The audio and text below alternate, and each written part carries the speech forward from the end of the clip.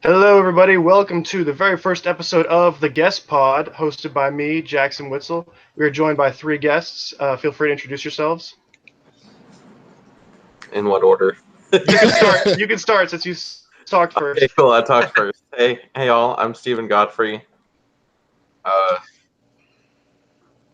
I'm a huge Star Wars nerd, I guess. Hey. Our roommate. All right, Alex, introduce yourself. Hi. Let's get this. Steven, what are your thoughts on The Last Jedi? Maybe we should. Kyle, I didn't introduce We're myself. introducing ourselves. Good God. We haven't gotten to the introduction. Okay. Alex, wait. go. Fight. Hi, my name is Alex McIntosh. I am a huge Star Wars fan, and in God's honest truth, I don't think there has been a single second of my life where Star Wars hasn't been there. I've got my magazines here. I got the lightsaber at the ready. I even got Dad Vader right here. Stay, and I'm ready to go. All right, Kyle. I guess that was way better. Hey. I'm Kyle. I've been a pretty big Star Wars fan since I was like 10 years old. I freaking love Star Wars. I love the OGs. I have mixed feelings about the prequels and the new movies. We'll get to that. I'm okay with some and not okay with others. Anyways, that's me. We'll get to that. And the whiskey pouring begins now. Oh, I'm already there. I'm already there, my I'm friend. Jackson. You already know me. I'm the host, but this is my Kylo Ren pillow. Hi, Jackson and Kylo Ren pillow. That's all the merch I have with me just at the moment, but I do have plenty of other merch. Actually, my Kylo Ren backpack is over there. Alex was with me when we got that. Oh, yeah. I've got my Disney pins in a bag right over here, and I have my Jedi pin on my robe, but I took it off because my laptop was being funky, and so you couldn't see the whole presentation that I established. So, but it's okay. For next time. Try to get next time. Yes. All right. So before we start our discussion, if you guys want to go ahead and share the link to this stream real quick on your Facebook or whatever, Sure. and then we will get started in a couple minutes.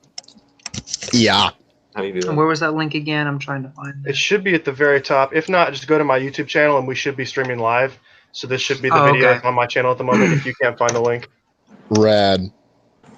Yep. And we'll do that for a Okay. second and then we'll get started. Dibs.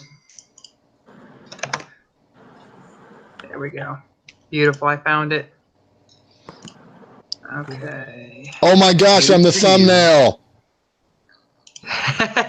Oh my gosh, I'm You have received the honor. famous! The special honor. Sharing on my Facebook. I'm going as far as MySpace, man. We're going to take this to a whole nother level. Is MySpace whole an other option when you're decade. sharing? Not anymore. It should be. I mean, you could post like the link on it.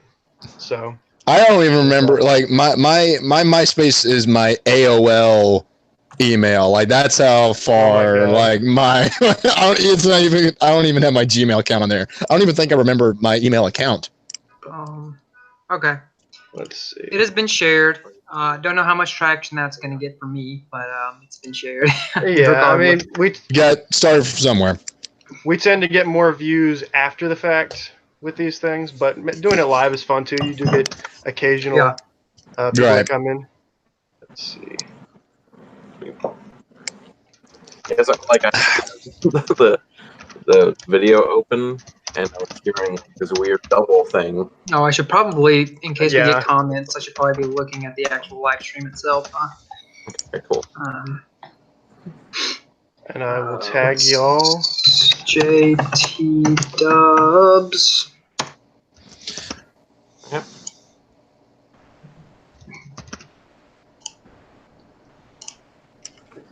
Okay, here we go. Just going to read for a second. Is he still reading his Star Wars mag over there? I got my Star Wars mag here. I found this book a while back at Goodwill. It's obsessed with Star Wars, and it's 2,500 Star Wars trivia questions, and it's got this little thing right here at the bottom where it gives you a random number from 1 to 2,500, and Yeah, and it'll like answers like A through D, and it's actually really really cool, and it's fun to do. Is it based off of the EU or is it based off of the AU? The AU is the Disney universe. No, it has a name. I didn't know that. Actually, it came out before. I think it came out before Disney bought Lucasfilm because it's just 1 through 6. So it's just. Okay. It doesn't go over the expanded universe. Okay, I got you. No, but some of the questions are very in depth, and it actually several of them have me stumped. Yeah. Jar Jar is a Sith. Cool. Do I now, Steven? I wish that was true. Does it solve the ultimate question of whether or not Jar Jar is a Sith Lord? I don't think he's a Sith Lord. I just think that he is an idiot savant. Yet take out the savant part.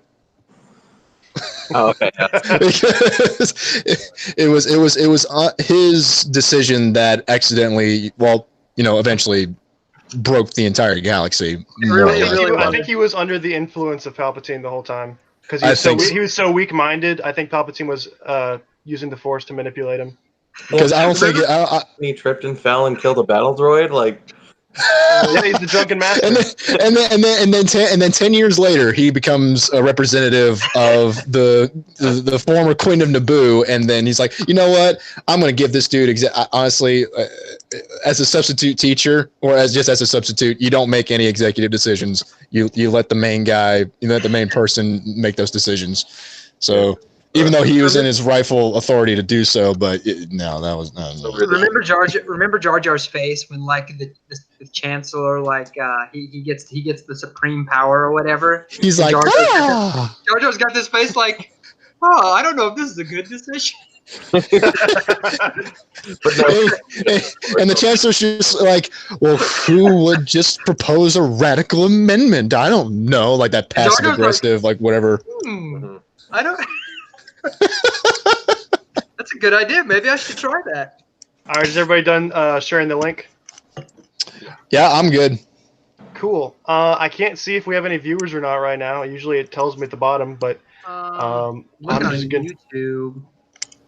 Yeah. Usually it just tells me on the Hangout thing. Tells me 3 viewers. It says 4 watching now, but that could very well be all of us on the page. Hey, you know what? That's 4 more than I would expect for myself. Anyway, so you guys have all introduced yourselves. Okay. I have been a big Star Wars fan for how many years? Probably over a decade, maybe a decade and a half. I don't know. I remember just growing up that I think I started watching them maybe right after Revenge of the Sith came out. So I didn't get to see any of them in theaters until The Force Awakens. But, wow. Yeah, but I remember growing up with the first 6 and loving all of them, and then upon rewatching the prequels, liking them less and less each time. Oh yeah. Right. So why don't you all just do a quick little recap, I guess, of your history with the franchise before I get into question time. Okay. For the first time, I watched Star Wars because I have been watching it since I was pretty much born. Same. I can't say exactly when I started watching Star Wars because I feel like it was just a part of who I was, part of who I am. Like my childhood, it's inherent part of myself. I remember though. Amen, brother. Were coming out and collecting the little stamps you get in the cereal boxes, so you could get a free ticket to go see the movie. Yes. I could watch it the 10th time in theaters. I watched that movie so many times in theaters. Which one? The Attack of the Clones. Oh, the best one. Yeah, Jango character. Objectively the best. Yeah. Jango Fett so much, and I was really mad because they killed him. Spoiler alert. Just kidding. Yeah, no. Wait, what happened? Yeah, Jango Fett died. What? He went out less of a bitch than his son, though. I was so mad. Yeah. Yeah. He went down fighting. Climbs out of the Sarlacc. I don't know if that's still in the canon. Yeah, I feel like it might be. The Mandalorian may expand on that. We don't know. In the EU, Boba, he survives. Boba. And then I think in the AU it's not been decided yet. So So what Yeah. does EU stand for? Like alternate universe, or The AU, I believe, stands for alternate universe, is what they call it. Alternate. Yeah. Okay. I think so. And the EU is the expanded universe. So Disney's is the AU. Okay, Right. so we got Steven's background a little bit with Attack of the Clones. Kyle, what was your introduction / a little bit of Ooh. history as a So kid? yeah, I got a long history of Star Wars. So my parents didn't really show it to me as a kid. I mean, when I was about 10 or 11 years old, my dad had some like old VHSs he had from like when he recorded them on TV. And all my friends at school were always talking about Star Wars, making references to it. So I wanted to watch them, and so I did. And I was like blown away. And at some point, I think the first ever Star Wars movie I saw in theaters was Revenge of the Sith. And I didn't even know about the first two prequel movies when I went to go see it. And so Good, you don't need to watch them. But I was a little confused though. But I was a little confused because I was like, these characters seem like they're really close, and I have no idea who the hell they are. So I was like, I was real confused. But then I went back and watched all of them. Unfortunately. and then you still didn't know who they were because they didn't have. I had a little bit better. You I had watched a little episode better 3. of an idea. You gotta watch the episode- Phantom Menace and see the character arcs, the build up, man. Come on. Right. You watched episode 3 and you're like, wait, Darth Vader was created here. Darth Vader's been around the whole franchise. What? So, The new one. so to put it plainly, I fell in love with the movies, and then I think really my next foray into Star Wars was probably the Knights of the Old Republic series, which is what really made me fall in love with the expanded universe. What really made me fall in love with the concept of I guess a Jedi in itself, which is kind of like in Taoist religion. Jedi's kind of mimic Taoist religion, which I always thought was pretty cool. And then I guess the new movies came out, and I've liked some things about them. Well, we'll get to that. That's less history. That's more modern. Just okay. All right. So, Alex, you said you were basically coming out of the womb watching New Hope, or I was still a little zygote in my father's ball sack when Star Wars was in my life. And to further on that, no, again, the show. You can't see it. I'm wearing my Wookiee slippers. I got my Darth Vader. Let's see my underwear. No, I'm just kidding. No, but, we don't want to get flagged for that. I decided not to put my R2 underwear. It's a little too tight. But no, honestly, and see the thing is, I can't remember the first Star Wars movie that I've ever seen, but I want to say that it was, the original, Star Wars, not A New Hope. It was actually Star Wars, and like on VHS, and I still had like the VHS like in my room right now. I watch it like whenever I want to feel nostalgic, and it was the digitally remastered version. It wasn't the ones with the additional scenes. It was he's getting the bottle popping. It was like just like the image and all that stuff was just digitally enhanced, and so. And then it pops up that trailer for the original trilogy, and it's like, for those who remember and those who will never forget, for a whole new generation. And like I remember it so clear, like still to this day. Mm-hmm. And I remember watching those over and over and over again. So and Jackson, when we were on our way to Florida and we were listening to the Star Wars trivia, and it's just when there was that one question about whose line in A New Hope, whose last line was what, and I watched those movies so much, and it's almost like a lullaby to me that I know the exact tone and cadence of the lines of the dialogue, and then I immediately knew I kid you guys not. Alex and I, when we went down to Disney back during spring break, we listened to Star Wars trivia.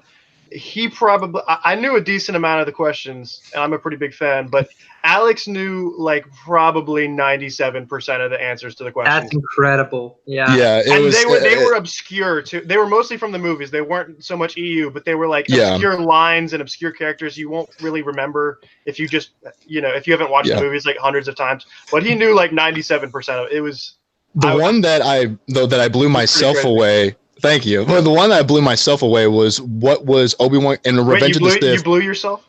I blew myself away.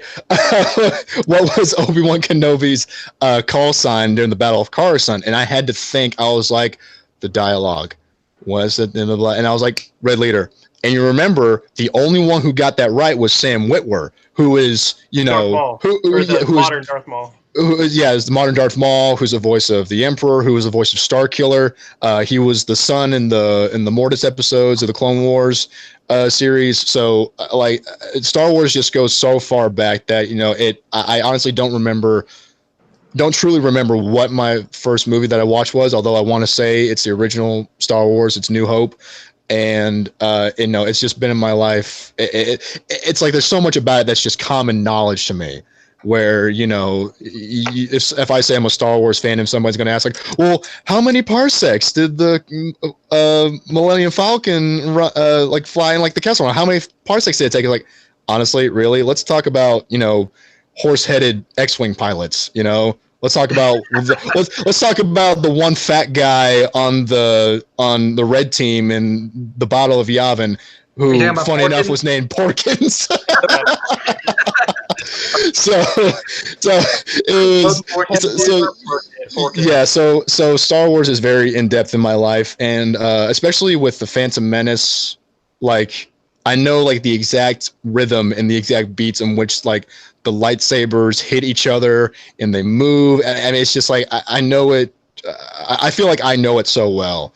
And so it's definitely been a big part of my life, and still is a big part of my life. And seeing this progress into what it has become now, as Galaxy's Edge, we're approaching the opening of that at Disneyland and Disney World, and the fact that we will actually get to experience what it's like to live in that universe, not only with like the rides and the shops, but just with the hotel that they're building. And the 4-hour wait times. Yeah, when I was at Disney, I was walking around with my lightsaber, and I have my Star Wars merchandise on, and people were saying, like, cast members are asking me, "Hey, you going to be here for when it opens?" And I go, "No," and they're like, "What?" And I go, "I'm a true Star Wars fan. I'm gonna wait until this all dies down, so that way it's a little more open, and I can really breathe it in and experience it." You're gonna wait until it's enjoyable. Yes, exactly. And I'm not even going to go to it for at least the first year. It's smart, man. So I'm probably never going to go to it. Well, if anything, I would either go on a Monday through Thursday, on a weekday, not on the weekends, not even on a Sunday. It's just, and even if you go on a weekday, Monday through Thursday, like get there when the park opens, so that way you can take pictures real quick and like, oh, look over here, the park has been open for 2 minutes. What? Or I'll wait on it. Yeah. All right. Well, we've talked enough about our individual backgrounds with Star Wars. So I'm now not done. We're gonna get. So, into, anyways, Alex, we're kidding. All right. So, very first question we're gonna talk about, or discussion question. What did y'all think when you found out that Disney had purchased Star Wars? We'll start with Steven, since he hasn't talked in a little bit. So Steven, start, and we'll go. Oh, Steven's here? We'll go Steven, Kyle, Alex on this one. So cool. Go ahead, Steven. Oh yeah. I'm trying to remember that far back. Like, yeah, I remember when I first heard about it, I was really doubtful, because I was like, oh, great, we're gonna get fucking kids version of Star Wars again. And I heard that they were actually really bringing it back, and I heard that what's his face, Abrams, is gonna do it. And honestly, I was unsure until I saw Star Trek, J.J. Abrams Star Trek, the first one. Yeah. I was like, oh, this looks like it'd be a really good Star Wars movie. I don't know if it's a good Star Trek movie. It's a good Star Wars movie. And so, at first I was really doubtful, but I had hope. And then Force Awakens came out, and since then I've been like, okay, yeah, they got it. Yeah. They're doing All a right. good franchise. All right, Kyle. Okay. So it's funny. I actually remember. You're a cast member, dude. You got to watch what you say, man. This is live. At least two people are watching this. Now, the Disney snipers will get you. Bob Iger, if you're listening, just keep in mind that I've been a really great employee. I've only called out a couple times.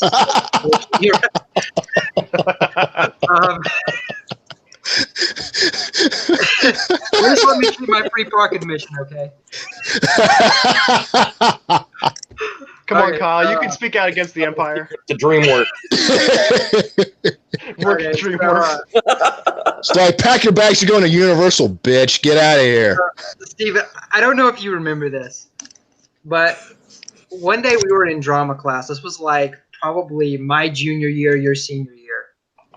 And we were like doing an improv thing where we were like, this was like 2012. This was soon after the purchase.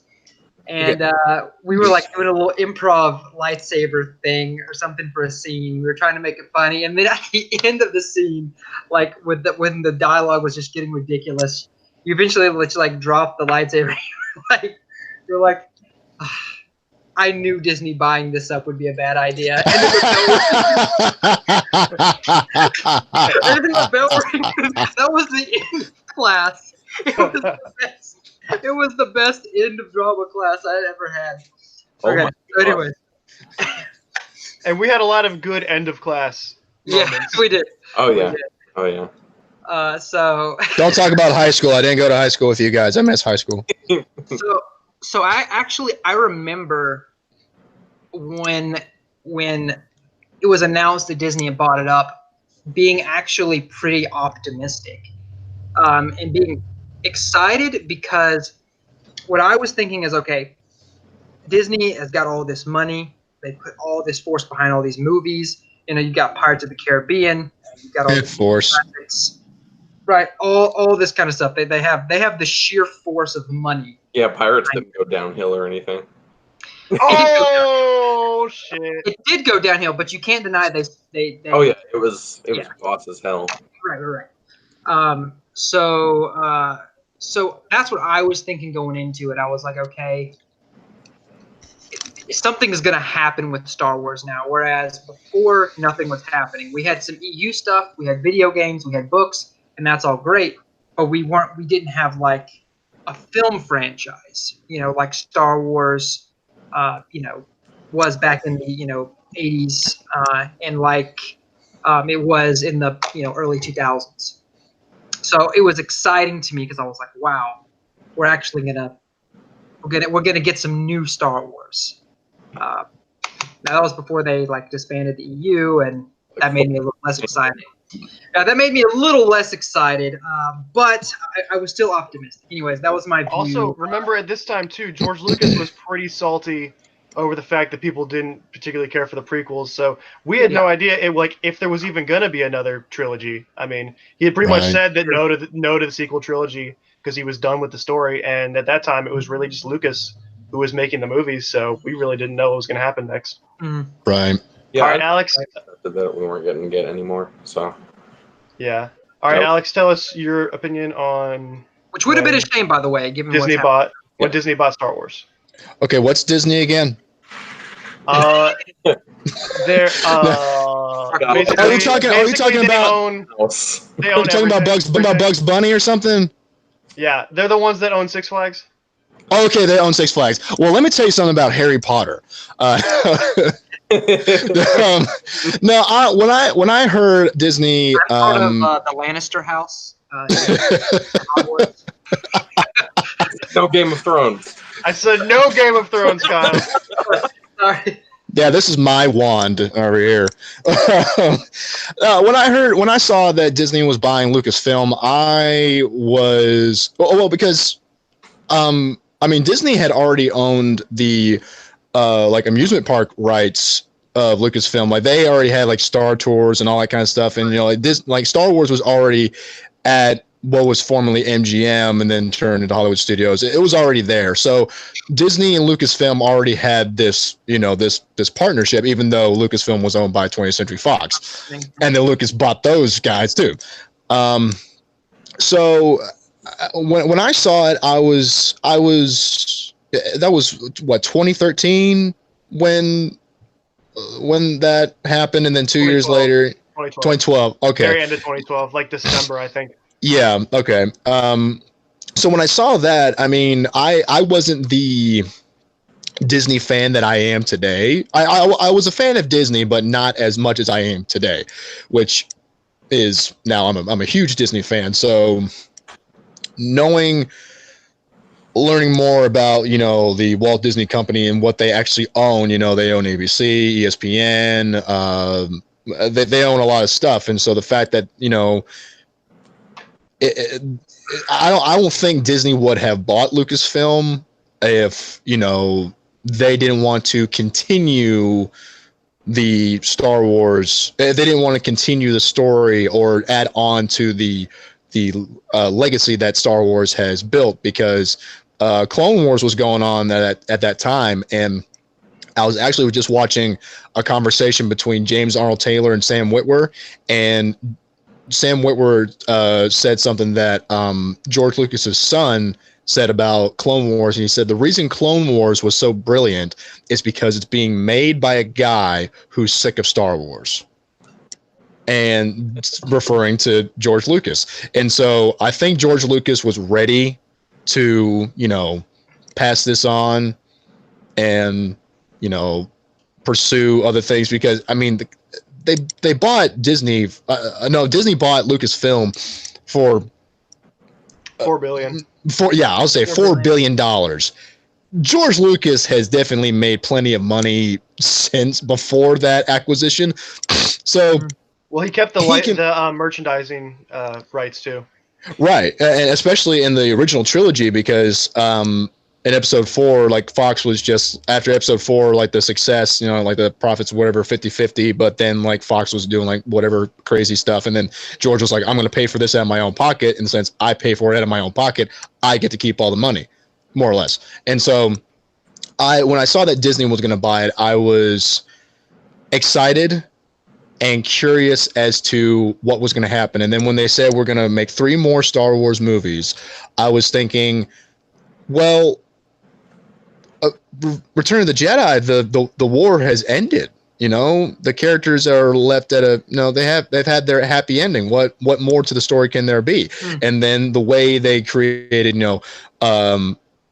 they released, comics and other books and all that kind of stuff, really showing that the war never actually really ended. And like that's what the Aftermath series was about. That like the war never truly ended. It's the build up to The Force Awakens, after The Force Awakens came out. And so I was like, this is very clever. And so once I saw The Force Awakens, I was anticipating it to be, a lot of people were talking about, Disney and Star Wars, it being very light and all that kind of stuff. And I didn't want to go in with any expectations thinking this was going to be like fruity tooty, like G. Willikers C-3PO. I've got a bad feeling about this. Like I wasn't thinking it was going to be like that, but I think it was going to. I did think it might have been. It was going to be a little lighter than what we have seen in the first 6 movies, and I was blown away after seeing The Force Awakens and all that kind of stuff. So, and seeing all the stuff that they were going to do. And I think they have done a very good job at expanding the universe and giving more to the fans as to interact with, to become really part of the Star Wars universe. Yeah. But then like when they were like, we're going to create legends and then the main canon is just going to be what's been in the movies and all that kind of stuff. I'm just like, okay, well, that I wish they didn't do, but yet I'm glad that they did do. Because, in what is now Legends. Luke went to the dark side, but now Luke never went to the dark side. And it's like, okay, good. That it doesn't taint that character at all. It doesn't Oh, just wait. Yeah, well, I'm willing to talk about it, but seeing but the only thing that I didn't like that Disney didn't keep in the main Star Wars canon was Star Wars: The Force Unleashed. I wish they had like refreshed that little section of Star Wars and like made a third game, further like developed that story and kept Starkiller, Kanan Jarrus, I think is his name. I can't remember, but kept Starkiller in the Star Wars canon. But I was excited. I don't believe the Force Unleashed was ever canon. Yeah. Even in the EU, they it was just like they almost like considered it like a fanfic kind of thing. Well, I heard that too. Like they had actually sat down with Lucas, the people who made Force Unleashed, sat down with Lucas, and it was like that or a Darth Maul video game. But Lucas liked Force Unleashed a little bit better. Right. And they end up putting Darth Maul in the game anyways as, proxy. And he was a simulation that Starkiller fought. So it's just like they were able to kind of kill two birds with one stone in there, more or less. So I was actually just playing that not too long ago. And, as for a game that came out in like 2007 or something like that. Yeah, like the effects still kind of hold up. And it's still a very, very fun game. But yeah, it's a pretty great game. But yeah, I was anxious and reserved any real criticisms of what Disney was going to do with Star Wars. And then when Force Awakens came out, I was like, all right, I'm going in with zero expectation. I don't know what's going on. I don't know if someone's going to die. I'm going in with no expectation. So that way I'm neither satisfied or disappointed if something that I want to happen does or does not happen. So speaking of The Force Awakens, I'm not going to open up a huge discussion on this movie since we're focusing more on the last couple movies. But just because this was the first movie that came out under Disney, what would you guys say was your initial reaction versus your opinion of the film now? And let's see, Kyle, I'll let you start this time since I let Steven start last time. Okay. So I went into The Force Awakens like extremely excited. I went with you guys, first freaking day. Saw it at the premiere. Everybody there. I mean, there was just an energy in the room. Everybody was thrilled to be there. There really was an energy. Sorry to interrupt you, but I will say just for the record, other than Endgame, this was probably like the biggest, like the highest high of energy of a crowd in going to see a movie that I had ever experienced. It was spiritual in many ways. I mean, it really was. See, I was there at the new Chipmunks movie, and I got in the wrong line. Oh, sorry, Steven.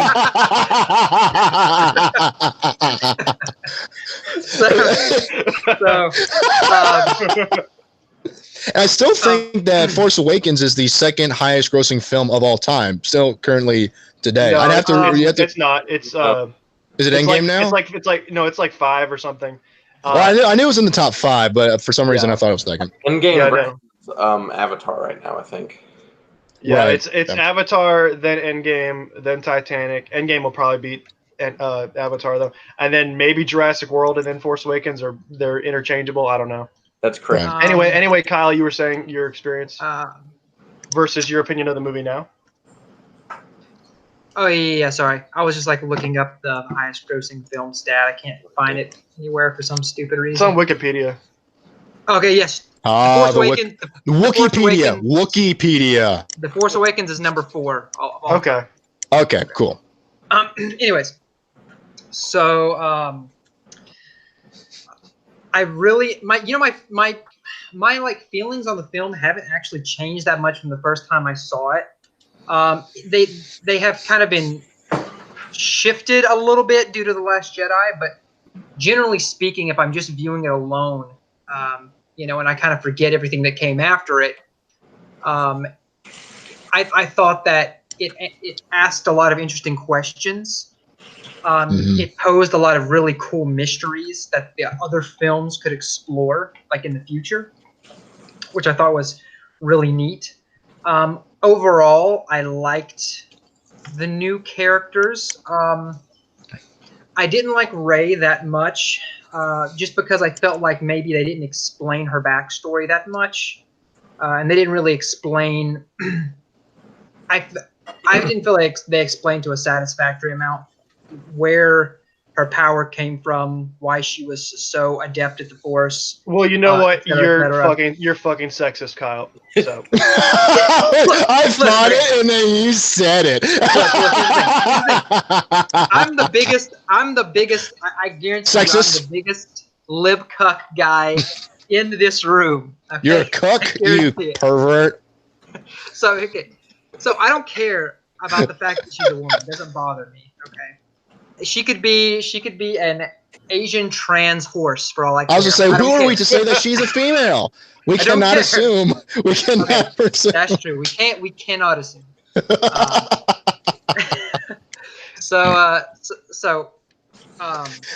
was I? Oh yeah. So I was just saying, I felt like they didn't really explain her character that much, and I wish they would have done so more in the movie. But I still had faith that the writers in the future would explain more, because it was kind of one of those mysteries that was left open. Like there was a couple of mysteries in the Force Awakens that was left open, so I was okay with it. So overall, I enjoyed it. I thought it wasn't the best Star Wars movie, but it was a welcome reintroduction into the Star Wars series, and it was a good way for Disney to say, "Hey, this is what we got. So we know you guys are going to want more," kind of thing, Okay. which was nice. So yeah, that's kind of my opinion. And you said your opinion hasn't changed on the movie much. It hasn't changed much. It has warped a little bit as a response to The Last Jedi, and I guess we can get into that a little bit. Yeah, once we we'll get get into The Last Jedi. But Okay. All right, Alex. Well, And we don't need a novel. Just your general thoughts. okay, well, Steven, you can go ahead. No, I'm just kidding. My general thoughts. I was excited. My sister-in-law got. I'll just say my sister. She got us tickets to the early screening. It was a 7:30 screening. It was at Mount Berry Square theaters, and so excited. And, yeah, I was so excited. It was me, my sister Megan, AJ, my brother AJ, and my dad, and we were there. I just remember just the excitement. Everybody in their Star Wars gear, and just they're just talking about the previous films and coming up with theories of what's going to happen. And so I remember just a pure excitement and just joy that the story is continuing. And we've been going in just completely blind. We don't know what to expect in this movie. And but my overall opinion, if similar to Kyle, it has not changed. I still think it's. I remember coming out of it, and I remember thinking while watching it that it's like it was J.J. Abrams' love letter to the fans, because I remember it, because it's still it has some very, very similar qualities to A New Hope.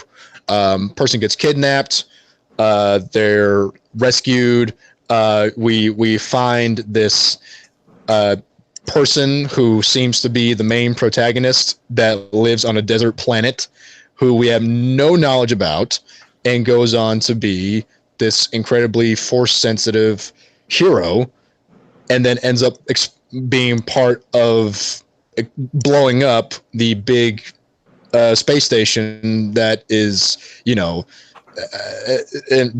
exploded by a few X-Wings and some and the Millennium Falcon and so on and so forth. But it's done with a twist. And I remember watching it and thinking, this is J.J. Abrams' way of saying, we know what we're doing.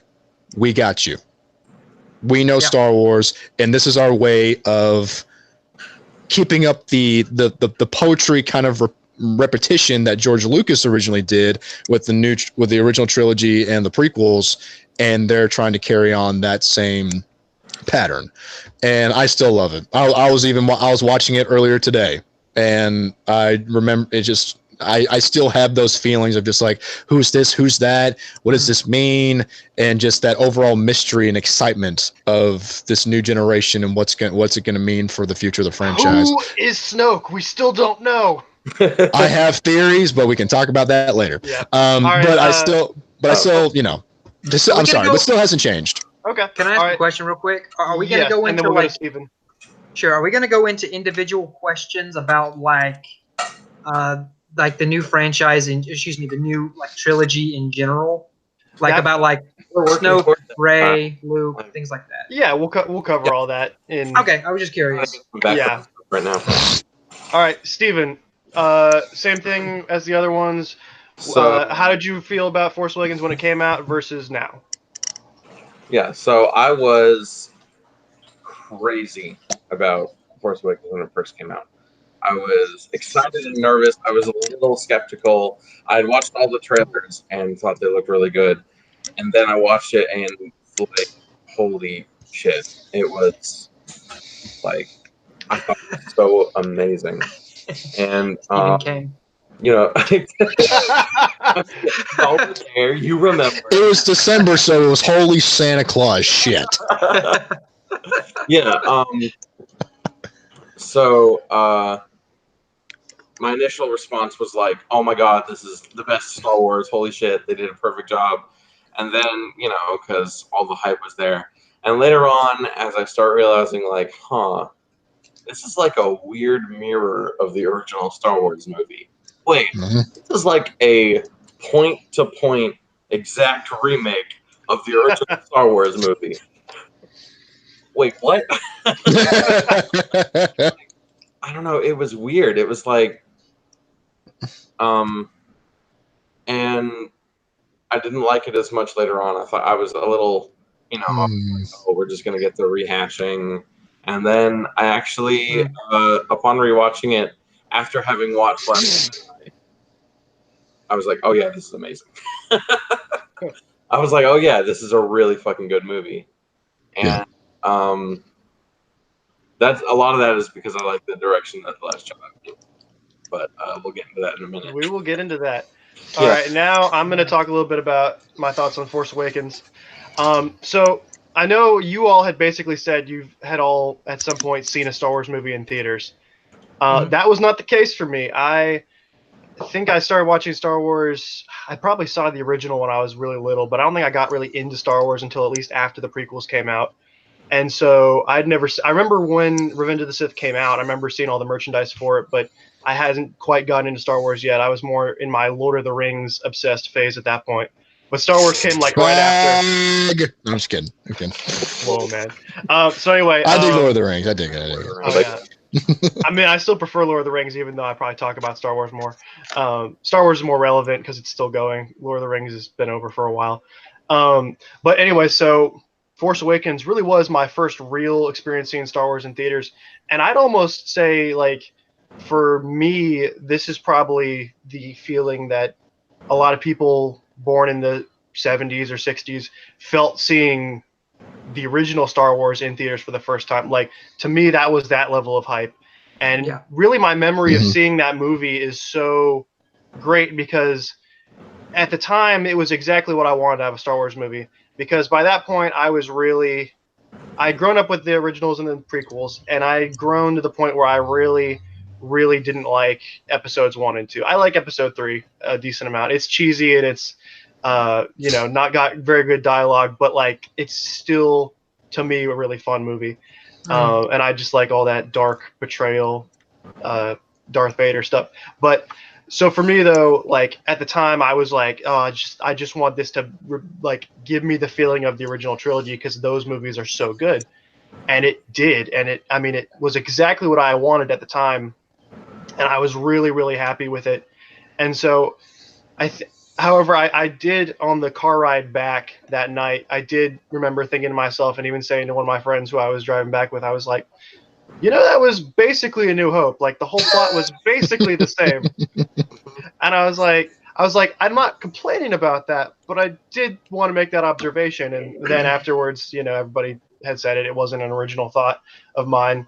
But at the time, I remember being like, yeah, that's a little. I was like, there were a couple things, and really the only thing if I could say that they should have changed to make it not like A New Hope, was I didn't want them to destroy Starkiller Base. I thought it would have been a lot cooler to save that for later, because there's no emotional impact when it's destroyed. It's just kind of another thing that happens. And the worst is when you get that hologram and they're like, "Oh, this is the Death Star," and then it zooms out. This is the new Death Star. Look how much. So it's bigger. It's so much bigger. The quote Han Solo. So it's bigger. May he rest in peace. Yeah. I guess my thoughts on it was a remake, but it was a good remake. The term is soft reboot, and I think.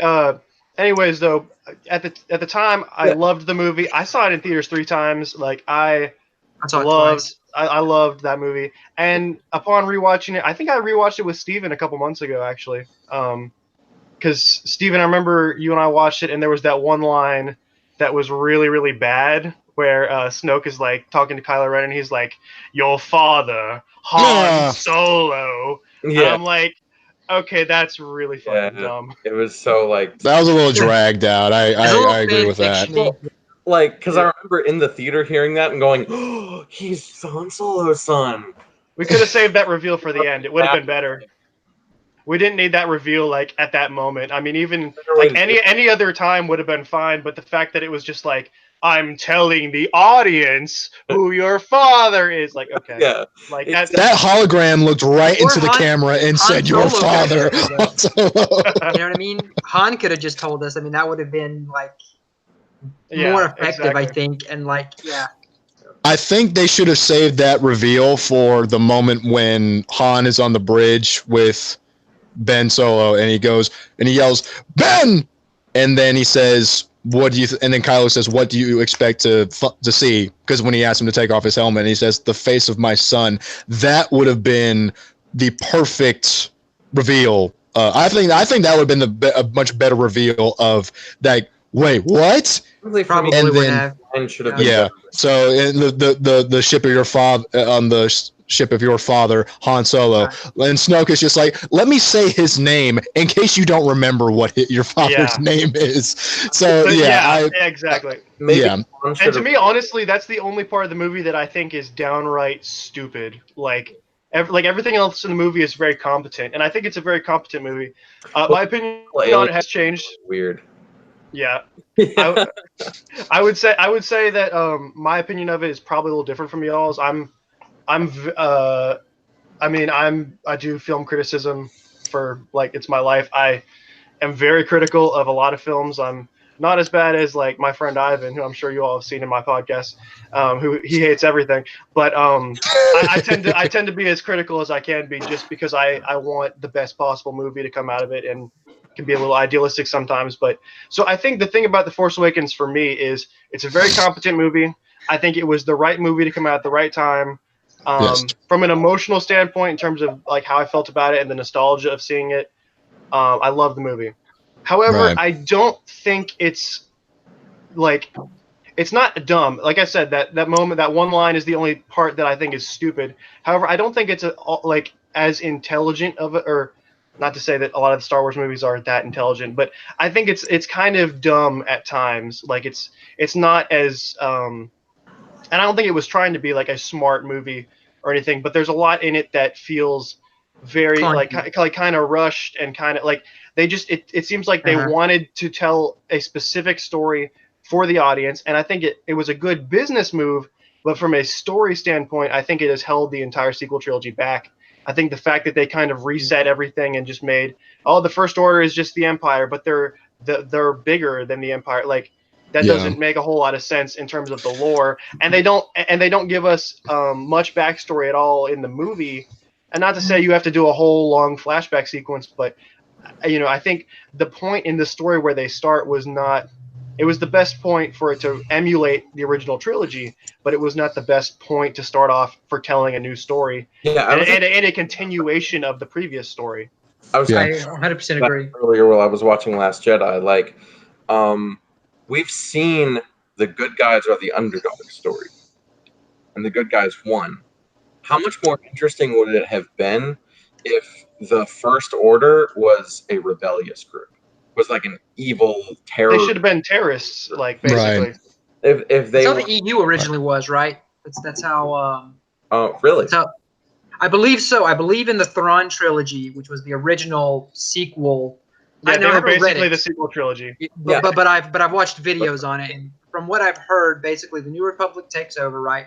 Luke starts his new Jedi Order, and basically they're in the majority. And when Luke's nephew, Darth Caedus, I want to say, could be wrong about that, ends up rebelling and becoming a Sith. He's like in the minority, right? He's not like, there's not like a huge. He's like that empire one. behind He's like him. that one down guy at a party who's like not having fun. It's like, dude, come on, we're all having Right. fun. Have a drink and stop being a little whiny Sith. If we got like Queen Leia, Stop torturing that kyber crystal and make it red. You're being weird. like, how much more interesting would it have been if we got like Queen Leia and we got like Luke, Ooh. whole Jedi Temple, and we got like Han Solo running a whole like trade empire. So And what we- you're saying, if saying, Leia was like the new chancellor and all that kind of stuff. yeah. Yeah. What you're saying is a continuation of the story and not a reboot of the redoing story. of the story. That's what I was Yeah. going to say. It's a minute ago when you talked about like it's a soft reboot. It's a soft reboot, but it's supposed to be a sequel.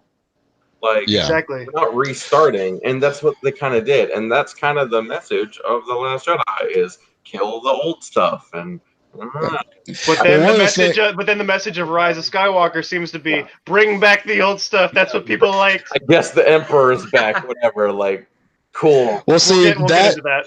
that I think that kind of treads into what I said about George Lucas. Like, if you go and watch like the documentary of the making of the Phantom Menace, he said like this is like he actually compared it to A New Hope. How it's like poetry. It's like it's history repeating itself. And I was actually talking about this with my girlfriend a few nights ago about how I was thinking, how can I compare the original trilogy and the sequel trilogy to the real world, because we saw that in between 6 and 7 the war never truly ended. It just kind of died down a little bit and then rebuilt into the empire, kind of like died down a little bit and then built into the First Order.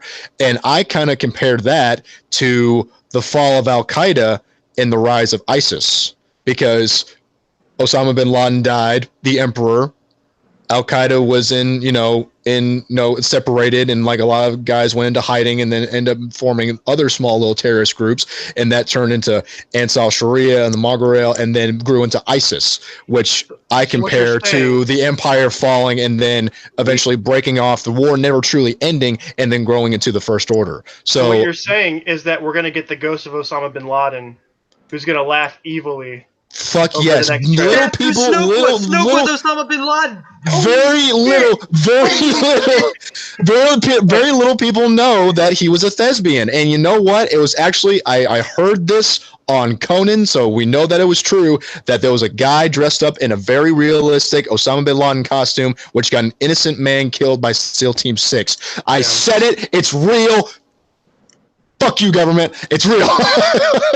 And on the next episode of the Conspiracy Pod, we'll talk about 9/11. Anyway, that's how I compare it. Back onto the Force Awakens. No, like Yes. I guess I would almost say that the First Order is probably to bring it back to our culture. I would say is more of a neo-Nazi type movement. Yeah. I think that's the more obvious connection. The First Order, the Third Reich, because sort Hitler of. got like emergency power and kept that power and tried to turn it into an empire. But that scene with Hux when he was speaking to that huge, to all those stormtroopers, and he says, "All remaining systems will bow to the First Order, and remember this day as the last day of the Republic." I'm just like, holy Hitler, Batman! Like that was so full on dictator shit right there. I was just like, okay, all right, this guy is terrifying. I fear him more than I did. He was a bitch boy. He was. Almost like he could have been a really intimidating, interesting character, but some writers just don't like to take their work seriously. So, all right, we'll get to the Last Jedi in like 5 minutes. Let me just. It's like this itch. We cannot keep scratching. It's just like the Last Jedi is just like this bug bite on my arm. We're almost there. I just want to finish my last thoughts on The Force Awakens. So the only other thing I was gonna say, so it's a good movie. It did a good job at resetting things for the fans.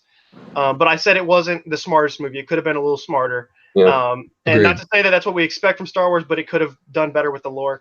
I will say I think that the whole mystery box approach of J.J. Abrams works in some cases of the movie, and it doesn't in others.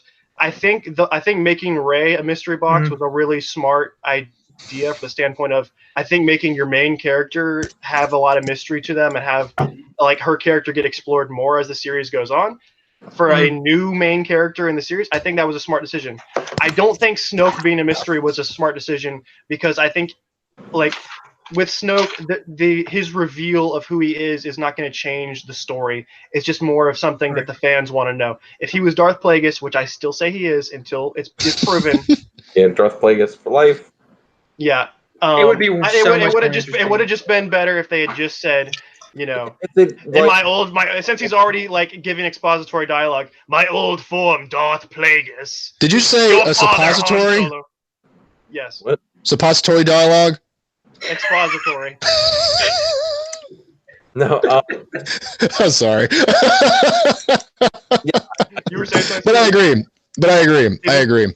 Like, it's so weird because it doesn't make any fucking sense that Snoke exists, and it's not explained at all. It doesn't make any sense. There's supposed to be no Sith left, like the Sith.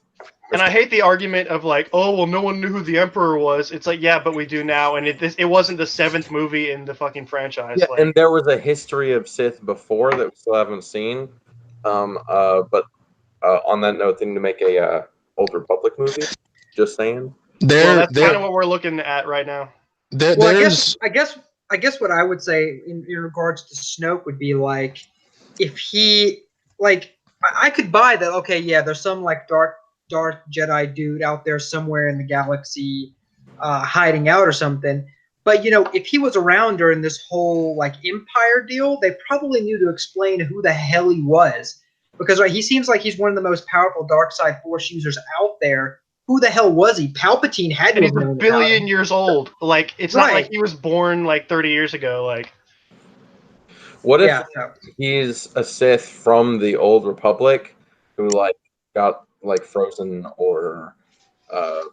But you see, that's the whole idea here is that JJ was like, let's just get everyone theorizing and get everyone thinking about it, and it was more about JJ's like, how will this affect the audience versus like how will this affect the story. And that's the thing that I don't think is very smart about the Force Awakens is, yes, from a marketing standpoint, it was really smart because, yeah, it got people to go see the next movie. From a marketing standpoint, The Force Awakens was a brilliant movie. From a story perspective, it's very sloppy and just like throwing you in the middle of crap that makes no sense. And, when you watch the prequel trilogy from the end of Revenge of the Sith to the beginning of New Hope, even though there's plenty of stuff that happened in those 20 years, you can pretty much like the story itself flows from 3 to 4 pretty well, and where everybody is in 3 and where they end up in 4, and it makes sense. In 7, it's just like, all right, here's all these new characters. Han Solo went back to being a smuggler for some reason. Leia's in charge of the Resistance, which should just be the Republic. Shouldn't be a resistance. They're not rebels. They're like, wait a second. They're in charge. Like, they're running. You ever notice how the good guys, their names all start with an R? The Republic, the Rebellion, the Resistance. I sense a conspiracy. I said yes. I saw this video by I don't know if you know the YouTube channel Star Wars Theory. He's the one that made the Vader fan film, which is really good. If you haven't seen it, you should go check it out. It's amazing. That guy is great. I love that stuff. I'm actually thinking of actually joining to where, like, like pay like the monthly subscription so that way he can still keep making that stuff. He needs the money to do it. I'm so excited. I'm gonna do that. But I saw this video of how like he came up with different theories about, you know, how Palpatine will come into Rise of Skywalker, and he gave a little bit of theory about what Snoke is, not necessarily who, but what, and how in Legends Palpatine was able to transmit like his consciousness into like an other forms, I guess I would say. So Yeah. as far as we know, as far as some of us can theorize, Snoke was probably just a little hand puppet that the Emperor was using and putting on this show, putting on this disguise, because the Emperor, if you really think about it, he has coerced every single tiny action between episode 1 and episode 6. He coerced the Republic to turn into the Empire. He basically made all this stuff happen. And then in the prequels, we got some backstory on the Emperor, but then you got to look at it from the standpoint of the fans who only grew up with the original trilogy, and you see the Emperor, and the only time that we see him is briefly in an Empire, and then we actually see him come to life, or we physically see him in Return of the Jedi, and he ends up being an even badder character than who was the former biggest, baddest villain of cinema of all time. This guy was the big bad. And then here comes along the Emperor who doesn't give a shit. And when Return of the Jedi came out, that made Darth Vader into a sympathetic character because we learned more about his backstory, but we never saw it. And so I think it's the Emperor, like, and at Star Wars Celebration, Kathleen Kennedy said that this whole trilogy has been based off George's vision, even though George Lucas hasn't been there necessarily or as much. And so I think that story has existed, what this new trilogy is, and they're keeping some of the main points. And I think it's Palpatine, pulling strings, because, The Force Awakens introduced us to these new characters, and, it's like a 3-act play. The first act, which is the first movie, introduces the characters. The second act, which is the second movie, you put them in the worst situation possible. And then the third movie, they get out of it, which is what has been the past 2 trilogies. But in the prequel trilogy, you introduce the characters, put them in a situation, and then you see how they get into the next situation, which is the original trilogy. You introduce these characters, worst situation, they get out of it. And it's just, carrying on that Star Wars poetry, I guess I would say. But like I said, when going to the Rise of Skywalker, which is, oh my God, when I saw that title, I was just like, I was geeking. I was like screaming like a little girl. I was just like, God. We'll talk more about the future of Star Wars. Yeah, but I think but that's my theory. But can't solidify anything now because we don't know. We do not know. Well, I don't think they had a plan. I really don't think they had a plan. I think they're trying to cover their tracks now. I don't think they had a plan. well, actually, my ex Mallory, as you know, she auditioned to be Rey in the new trilogy, and she got far enough into the audition process where they actually laid out the entire trilogy in front of her. So. But, she's contractually obligated not to say anything. They knew more of what they were going to do. Did they tell her about the Porgs? I don't know. I think so, and she was hiding that secret from me while we were dating. I tried to use my psychic mind powers on her, but no.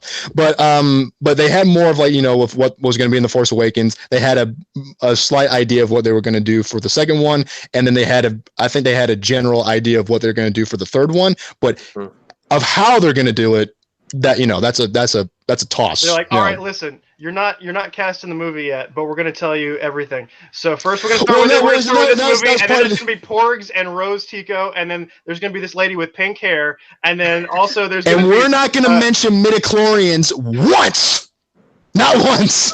They have not mentioned it once. To be fair, they have not. Since it was inevitable, and now we're getting on to the most controversial topic of the night. We're going to talk about The Last Jedi, and we're going to start with the positive. So I know I'm trying to pick between I guess we let Steven go first, then we let Kyle go first. So Alex, we'll let you start. Let me start. Keep it under a couple minutes. All right. And then we're gonna go Alex, then Steven, then me, and then Kyle, because I think Kyle's gonna have the most to say. I know Kyle has the most to say. Talking about it. So we're gonna start with the positives. Alex, go ahead. You're gonna start first. Okay. So starting with the positives. Overall, is that a Rainforest Cafe glass? It is. with some Angry Orchard in there. I needed this conversation, trust me. As my cousin Michael put it, who's also a huge Star Wars fan, hearing him talk about Star Wars is definitely something to hear. But as he put it, The Last Jedi is a good middle act, to where it doesn't necessarily solidify anything, but it kind of like has room to make a couple of executive decisions, but yet it doesn't necessarily solidify anything, a few plot points and so on.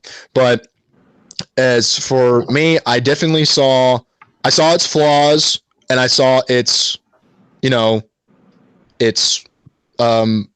overall, it's positives, because we see where Luke Skywalker has been. We still don't know who Rey's parents are, and then we still have no idea who Snoke is. But positives, I thought it was a really good, like I said, this was also a letter to the fans saying that Rian Johnson was saying, look, you guys expect this to be too much like the original trilogy. You need to let the past die. Kill it if you have to.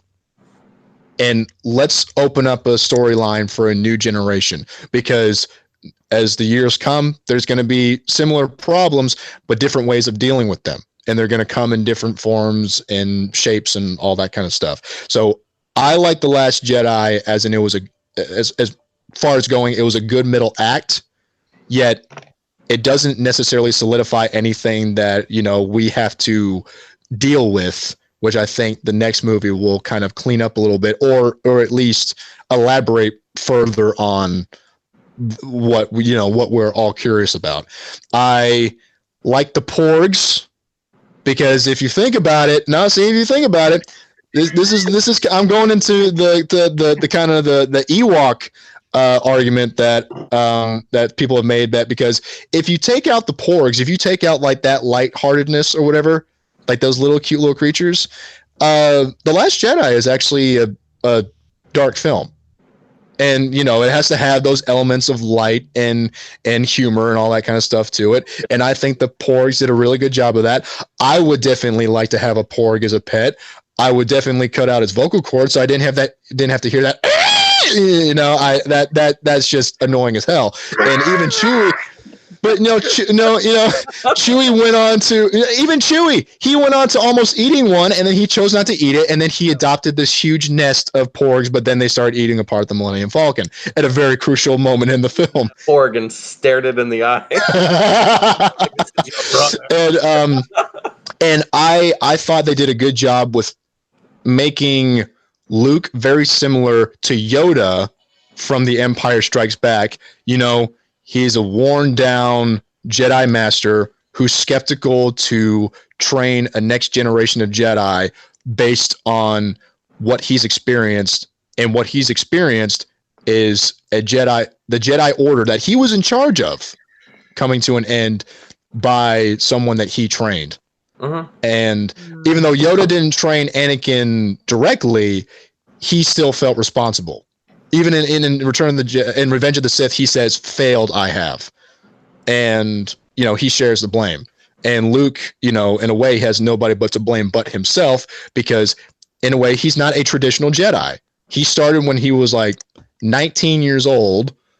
He was older than his father, more, has more of a mind of his own. Yeah, even Yoda And said that he was too old to train. yeah, exactly. Well, I think he, like, if you go by years, he was probably like 22 when he started training as a Jedi, but he was picked up by Obi-Wan when he was 19. So the positives, they did a good job with, repeating the kind of the same stuff from Empire Strikes Back, and some elements and some of the key things. On Crate, which is the planet, like at the very end, which instead of snow there was salt. I thought that battle was it was very, very subpar compared to the Battle of Hoth, because at least in the Battle of Hoth, they had a very fighting chance, whereas the Resistance, they had no chance with those rust buckets that they were dealing with. But that showed the spirit of the Resistance, given how very little weapons that they had and what very little they had to work with, and they were still willing to take, the First Order head on with those massive walkers that they had. Even when they're in the corner, they still fight. Right, exactly. And also they did a very job kind of doing a similar thing with Han and Leia's mission to Cloud City, where they ran into this guy who ended up screwing them over. Very similar to Finn and Rose meeting this guy who ended up screwing them over, selling them, turning them over to the bad guys. So not to compare. So they throw away the past by also ripping off the past. More or less. And there's more to that, but there's more to it. But just to keep it brief, I overall think that The Last Jedi was a good middle act, but I don't think it really solidifies anything, and there's still room to clean up whatever just damage that it has done to the franchise as a whole. But I still think it's, like I said, it's a good middle act, and we see what'll go from there, because there's similar outrage to The Last Jedi. There's similar outrage to The Last Jedi than there was to The Empire Strikes Back. Because if you erase everything you know about Star Wars and you only know A New Hope and Empire Strikes Back, and you see that the main bad guy, the biggest, baddest guy in the world, is actually the father of the good guy, and then you just leave it at that, the outrage must have been huge. But the only difference today is that now everybody can voice their opinion about it. And, in 1980, not everybody can voice their opinion, but it's not really as much in the public eye as it is today. People when they found that Darth Vader was Luke's father, like, people were shocked. So, and only 3 people. Yeah, and only 3 people actually knew, because the original line was, "You don't know the truth. Obi-Wan killed your father." Yeah. But then George, the director, walked up to Mark Hamill and said, "I know this, George Lucas knows this, and when I tell you, you know it, so if it leaks, we'll know whose fault it was." And he wrote on a piece of paper and says, "I am your father." And so only 3 people behind the scenes knew what the truth was. Jones. Luke's reaction was... Yes, right. Mark Hamill's reaction to finding it out. Yes. Mark Hamill found out. Right. So he found out at the same time the crowd, the audience found out, and all that kind of stuff. So I do want to offer some pushback to this idea, though, that The Empire Strikes Back was panned. Well, because it was disliked by many critics, but the problem was that at the time social media didn't exist. Right. So you couldn't really put your pulse on the zeitgeist of the actual fans of the movie. Yeah. You'd have to ask people that were alive back then. In general, the people who were alive at the time, if you ask them, in general, enjoyed the film. So it wasn't right. It's not really accurate to say that there was the same reaction. I think the twist was controversial, but the movie wasn't really controversial. Yeah. Well, I mean, I think in a way it was a little more controversial than we think, because they left Han Solo on a total cliffhanger. It's like, oh my god, like Han Solo, like he's the baddest dude, like in here. I think that's because Harrison Ford wasn't sure if he wanted to come back or not. Yeah, They had to pay him Yeah, a and lot so the more. fans are just like, "Oh my gosh! Like, what are they gonna do about Han?" It's like, and all that stuff, and like, "Oh my god! What's gonna happen? What is going on?" And then Return of the Jedi came along and then answered all these questions. It's like, okay, so I think Okay, that's what I they're hate gonna to do. I hate to So, yes, stop you short. yes, yes. But it's been 10 minutes, so I need to get 10 minutes. someone else. Yeah. Oh my gosh! I apologize. All right. No, you're good, man. I'm loving the passion. It's great. I love the passion from all y'all I tonight. just love Star Wars. All right, so Steven, Okay. tell us your general thoughts on The Last Jedi and how you reacted when you saw it. So going into The Last Jedi, it's actually weird. I wasn't that hyped for it. Like, I can relate. At the time, I was looking back at Force Awakens and thinking like, oh, that was just a rehashing. So we're just gonna get like a rehashing of Empire Strikes Back, and it's gonna, go through all the beats. I was a little excited, and then the movie completely subverted my expectations. Whoa! It subverted your expectations. All right, Kyle, Oh, we're gonna give you, shit. you'll get a turn in a minute, okay? Brakes, I'm sorry. pump the brakes. I'm sorry. Okay. I'm sorry. No, it completely subverted my expectations, and My I third drink love so far, Last guys. Jedi because it surprised me. A Star Wars movie, a Disney-made Star Wars movie, surprised me, and that is honestly surprising. Oh, it surprised me. It surprised me. Kyle, you can wait a minute, buddy. Back it up. I went on for 10 minutes, and I'm trying to stay quiet here, Kyle. Be quiet! Let him see the talk. Sorry. Neither I'll wait my turn. I'll wait my turn. Right. Only Steven talks. Steven, you have the talking pillow right now. Cool, awesome. The talking stick, whatever. Talking. You have the lightsaber. I have the magic conch. What was I saying? God damn it! It surprised you. It surprised. subverted your expectations. I was honestly surprised, and one of the big reasons I was surprised is that at the time in the Marvel Universe, movies were very formulaic.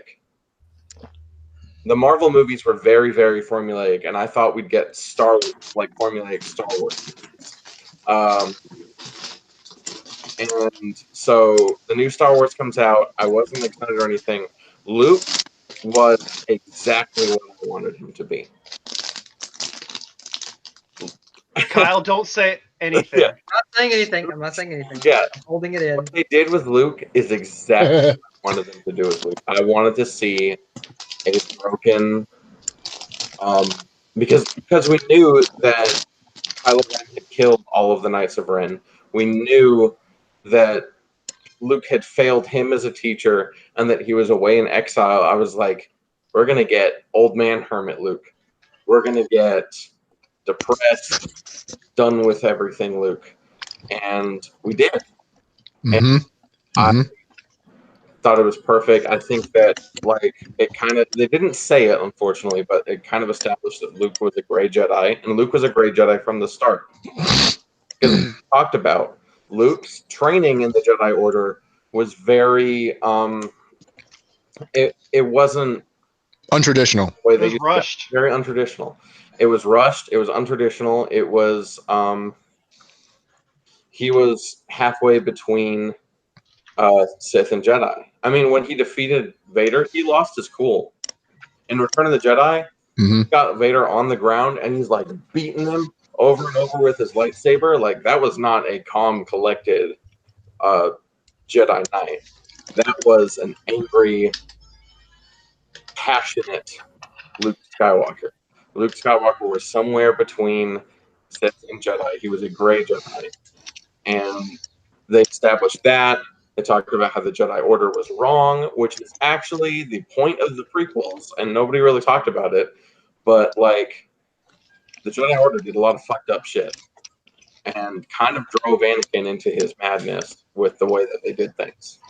So, it was perfect. The movie was perfect? No, the whole movie was not perfect, but what they did with the Jedi, what they did with is exactly what I wanted. I will say, everything else was bad.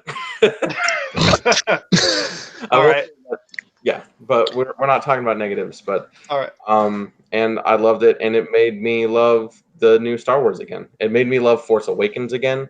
It revitalized my love for Star Wars. Oh my God, That's great, man. Yeah. All right, that's beautiful. it's gonna be my turn now for a second. Yeah. I'm trying to go in order of like the most positive reception to the most negative. That's why Kyle's last. Yeah. I'm pretty. I'm more on the I'm more on the mixed negative side of the Last Jedi. I'm gonna go ahead and say it now. The Last Jedi is a bad movie.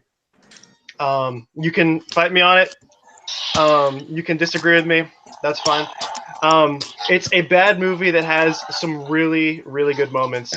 And so let me just say, going into like when the movie was about to come out, leading up to it, I was really kind of in the same boat as Steven. I was not excited for it that much because to me it was just like by that point the hype of The Force Awakens had worn off, and I was just kind of like, okay, well, new movies are going to be fun, but they're not going to really do anything new. It's going to just be a rehash of the original trilogy, and I basically accepted that. But then I remember the day of, I remember waking up and being like all that external stuff had like gone away, and it just in my mind I was like, I get to watch a new Star Wars movie tonight. Like that's pretty fucking awesome. The whole day at work I was thinking about Star Wars, about like all the theories I had about The Force Awakens, and I was like, the hype had kind of set in like that day. And so I went to go see the movie. It was midnight premiere. And honestly, for the most part, I actually really enjoyed it the first time I saw it. I liked that they did a lot of different things. I liked that I really liked what they did with Luke, and I found his whole arc really compelling and different and interesting. There were a couple things I didn't like at first. I didn't like that they killed off Snoke without telling us anything about it. I was kind of mixed on the Rey's parents reveal. I even kind of thought initially that Kylo Ren was just lying. But as a whole, I didn't really have a whole lot of problems with it. Like just from a first viewing, I thought overall, like, that was pretty good because I liked that it subverted my expectations, as they'll continuously say. I liked that element of it. I liked what they did with Luke, and I overall felt pretty good about it. I then, after getting out of the movie, received a text from Kyle, and that text, Kyle Ren. yeah, the Dark Lord Master, or the Dark Master of Darkness himself, Kyle Ren. He texted me and he was like, "What did you think of the movie?" And I was like, overall, wasn't perfect, but I enjoyed it. I said, "What about you?" And he goes, "I thought it fucking sucked." I knew you were going to drop the F-bomb in there. Yeah. So then Kyle and I got into a large debate for the next probably week. Every day we were talking about it, and Kyle. I was surprised that you thought it was good. That's why. Because the reason why I liked it was because I went in being like, this is going to be a rehash of Empire, and even though there are a lot of elements of it that are totally a rehash of Empire, I liked that it went in a different direction. And overall, it was just more like, oh, cool, more Star Wars. Okay, I like this. It was. And I'll admit I went in with sort of some hype blinders. I mean, like it was a mixture of hype and also expecting it to be kind of bad. And then the fact that it wasn't bad in the way I thought it was going to be, I actually ended up enjoying it. However, I have since watched it a second time, a third time, and a fourth time, and it gets worse every fucking time. I mean, let's just start from the fact. I'll say what I like first, and this is my current opinion on the movie. I thought we were just going over positive. No. We're just going everyone's opinion, and then we're gonna have a big discussion at the end. I just wanted to say, I remember when I told you, you asked me my opinion on The Last Jedi, and I told you, and you got so excited.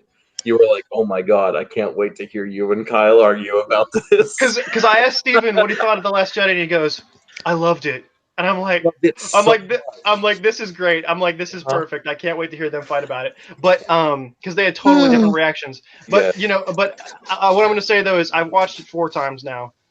I still like what they did with Luke. I don't like certain aspects of it. I like that Luke is not just your Yoda, Obi-Wan character. I like that they brought him back to being he's a flawed hero, and he doesn't want to be a hero anymore. He doesn't want the Jedi life. He's rejected it. I thought it was a really clever take on it. I think the direction they went in with Luke was really good. I don't think the execution is perfect. I also think that Luke Skywalker, no matter how depressed or messed up he is, I don't think he would give up on his friends the way he does. I don't think he would just leave Leia and Han like just especially after finding out about Han's death, I don't think Luke would just continue to mope around. I do think that's kind of out of character, because even as much as I can believe that Luke would give up being a Jedi and would give up that lifestyle and would go into exile, I can see all that. However, once he finds out that his friends are screwed and Han is dead, I think that should have been the moment where he would have been on board. He was instrumental in driving their son to the dark side. Yep, that was just what I was thinking. Steven. Yeah, no interruptions, guys. No interruptions. Let's save the debate for after. No interruptions from Last Jedi lovers. Don't make me come through the screen, guys. Let's keep this civilized. Yeah. And this is my opinion. I think we can go point by point later. Yes. I think absolutely the way that Luke acted throughout most of the movie, I think was pretty fitting of like that arc they were giving him. I think it would have been better if we had seen him more in the first movie and could have established the arc and didn't have to cram all of his whole character arc in one movie. But aside from that, I like what they did with him. I am just saying that in terms of his character, I just don't see him. I can see him being tempted to kill Kylo Ren. That makes perfect sense. That was totally like, he is tempted by the dark side. Yes, absolutely. I don't think that stopped after he spared Vader. I think he continued to struggle with the dark side, as he would, because he was basically a gray Jedi. But I do think that Luke should have wanted to help more, and if anything, maybe Kylo Ren telling Rey what happened, could have broken Luke more. But I think just the way they did it, it wasn't perfect, and they play a little too much of it up for laughs. And I think the Luke milking the alien scene is absolutely fucking stupid and shouldn't be in the movie. When we've got an entire scene of him reacting to Han's death that was cut from the movie. Like, that's absolutely one of my best friends is dead. I'm gonna go drink some blue titty milk. Yeah. So anyway, overall though, I like what they did with Luke. I especially love the end confrontation between Luke and Kylo Ren and Luke's peaceful death. I like all that. The force projection thing was awesome. Overall, what they did with Luke, even though some of the details I didn't care for and the execution wasn't perfect, I can live with that character arc. I think the character arc works overall for the character. But now what I don't like about the movie is the rest of the movie is fucking god awful. It's like it's written by an 8th grader. Like, it's like the whole plot of the rest of the movie is really they did a stupid. contest, and the person who came in 5th got to have their part in the script. Because Canto Bite is, the whole sequence is just a Looney Tunes cartoon. It's stupid. I don't care about Finn and Rose. I cared about Finn in the last movie, but they totally make him uninteresting in this movie. The character that keeps betraying them, there's no, like, he's literally a walking plot device to be like, subvert your expectations. Did I subvert your expectations this time? Did I do it this time? Did I betray him? I'm a good guy. I'm a bad guy. I'm a good guy. Like, oh your my left God. nostril, you got an. I'm just kidding. And so that's stupid. Also, the whole, Admiral Gender Studies is like, I'm not going to tell you the plan because fuck you, you're a man. Like, Admiral Gender Studies. Like, that whole plot is really bad too. And I hate the fact that they give her such a big role when this was, I know they didn't know at the time, but this was Leia's last movie, and I think Leia is totally wasted in the whole trilogy. She's such a great character. And she's put into a fucking coma for half the movie, like, for no reason. Like, I think that's really, really stupid. The really bad thing that they did, though, is the whole reason why Rose is in the movie, it seems, is to give Finn a love interest so that people will stop pairing him with Poe. Yeah, that's fucked up. I want Finn and Poe together. They're the best couple in the new movies. They got a killer bromance, man. That's the best romance in Star Wars, period. Yeah, exactly. The boyfriend gives the girlfriend his jacket. Yeah. So overall, he's wearing his boyfriend's jacket. You're right. You're very right. So overall, he needs to stop pretending to be progressive. I'm sorry. I know that you guys are Disney workers, so we gotta. I criticize the hell out of Disney. Don't get me wrong. Yeah, part but of the union, there is so, a like- lot of fake progressivism in in The Last Jedi that is not in the saga or any of the other movies really at all. It's really weird. It's They like, pretend to be progressive, but then they're not at all. They don't. well, they're like, here's a black main character. Now we're gonna treat him like shit and make him an idiot the whole time. And here's a female lead, but we don't make her interesting. Like, Yeah. that's fucked up. Like, I'm sorry, but like, you're being progressive in, like, okay, look at all these different colored It's people. progressive light.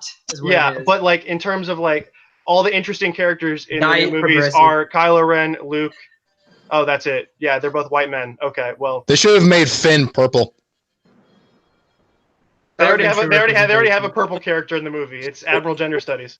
Here's my problem. That's I honestly think there should be less of the original cast. Yeah, I think that oh my God, I disagree so much. I think the original cast should have only been in the first movie and then maybe cameos after that. Luke I think Oh boy, really, really it good. should have been about the new characters.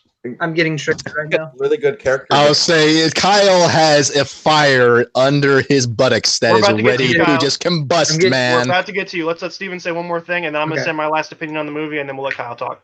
Like, Steven, go. We get so much character development. We get to see, like a lot of the original people. We get to see where their characters are because they already had established characters, but they don't establish the new characters. Yeah, they don't. They just pushed them aside and left room for the new characters to have some kind of real character and have like their own stuff that wasn't just running around on rabbit horses. Like, Rabbit horses. so they were rabbit horses. Yeah, Yeah. Look more like donkeys from Pinocchio. basically. I thought about that because there's this moment where Luke and Ray are talking. Because I just watched the movie today. There's this moment where Luke and Ray are talking, and Ray almost gets a little bit of character development. Almost, because Luke is refusing to train So her. close. Yeah, Luke is refusing to train her, and Ray is like, but I need to figure out my place in all of this. And if she had just expanded a little bit on that and been like, hey, I got tossed into this whole mess. I just found out that I have the Force, and I don't know what I'm doing. Well, she didn't, though. She just said, I need to find my place in this. And then it was like, nope, more of the old white man. Steven, you are sexist because you have a problem with Ray. Even a single problem with her, you're sexist. Daisy so Ridley my is as last- cute as a button. She is. I don't She's have a adorable. problem with her. She's cute. With the white dudes who wrote her. Oh, controversial. SJW. Anyway, you might as anyway. well be Admiral Haldo, you piece of shit. No, I'm just kidding. Anyway, so before we get into Kyle, which I warn all viewers, if you're wearing headphones, be careful. He might start screaming. My final thoughts on The Last Jedi. The Oh plot my God. involving Luke, Kylo Ren, Rey, and Snoke, that whole side of the story, it's good, but not great. It could have used, like, it feels like the first draft maybe could have used maybe another rewrite, but overall, I like what they did there. The rest of the movie is fucking garbage fire, piece of trash, just total shit. Looks like a I huge can't- dumpster fire. I can't believe I even like said good things about it. I was clearly like influenced by my own like hype at the moment, and upon watching, Look the at that face and say that one more time, Jackson. Hey, I don't have a problem with Rose as actress. I don't even have a problem with Rose. They just need to write her better, not write her stupid. Especially that moment at the end that I'm sure Kyle will talk about. Oh where- God. That Kyle, Here we go. Kyle, you know the scene because Kyle and I watched The Last Jedi a couple months ago together, and Kyle, you know which scene I know, you and I are going to the talk scene. about the scene that we rewound and watched like 6 times. I would love the Overall though, we're going to get to scene. that. Overall, Last Jedi 4 out of 10. But it's better than Episode 1 and 2 by far. We haven't even talked about this. It's a very well directed film, not from really the writing. Or it's really well directed from a cinematography and visual standpoint. Visually, it's the best looking Star Wars movie, and it's fucking beautiful. The writing, like Rian Johnson is an amazing director, but has the writing skills of an 8th grader. I'm sorry. All right, that's my last thoughts. And All right. now, Kyle, here we go. Got your whiskey and lightsabers at your disposal. Okay. All you, Kyle, go. Okay, so Jackson, just to clarify, you want my full opinion, positives and negatives, right? Yeah, but we know like how much is going to be positive and how much is going to be negative. Unleash Okay. Start with a positive. Say something Just- positive. That'll Just only give me last like 10 seconds. Say at least one thing positive, Kyle. Come on. Give me the soapbox for just a second. Okay. Okay. So, positives. They're all things I like about the movie. Okay, believe it or not. So I think the training sequences with Rey and Luke, and even some of like the telepathic shit between Rey and Kylo are interesting. And I enjoyed those parts. There was one scene that I was really pissed they deleted, which was the third lesson that Luke gives Rey, where like she goes and saves the town or whatever. Oh yeah. Which I really like that scene. I wish they would have kept that in there. And in my mind, it is part of the movie because it's a pretty good scene. So I like that. What'd you say, Steven?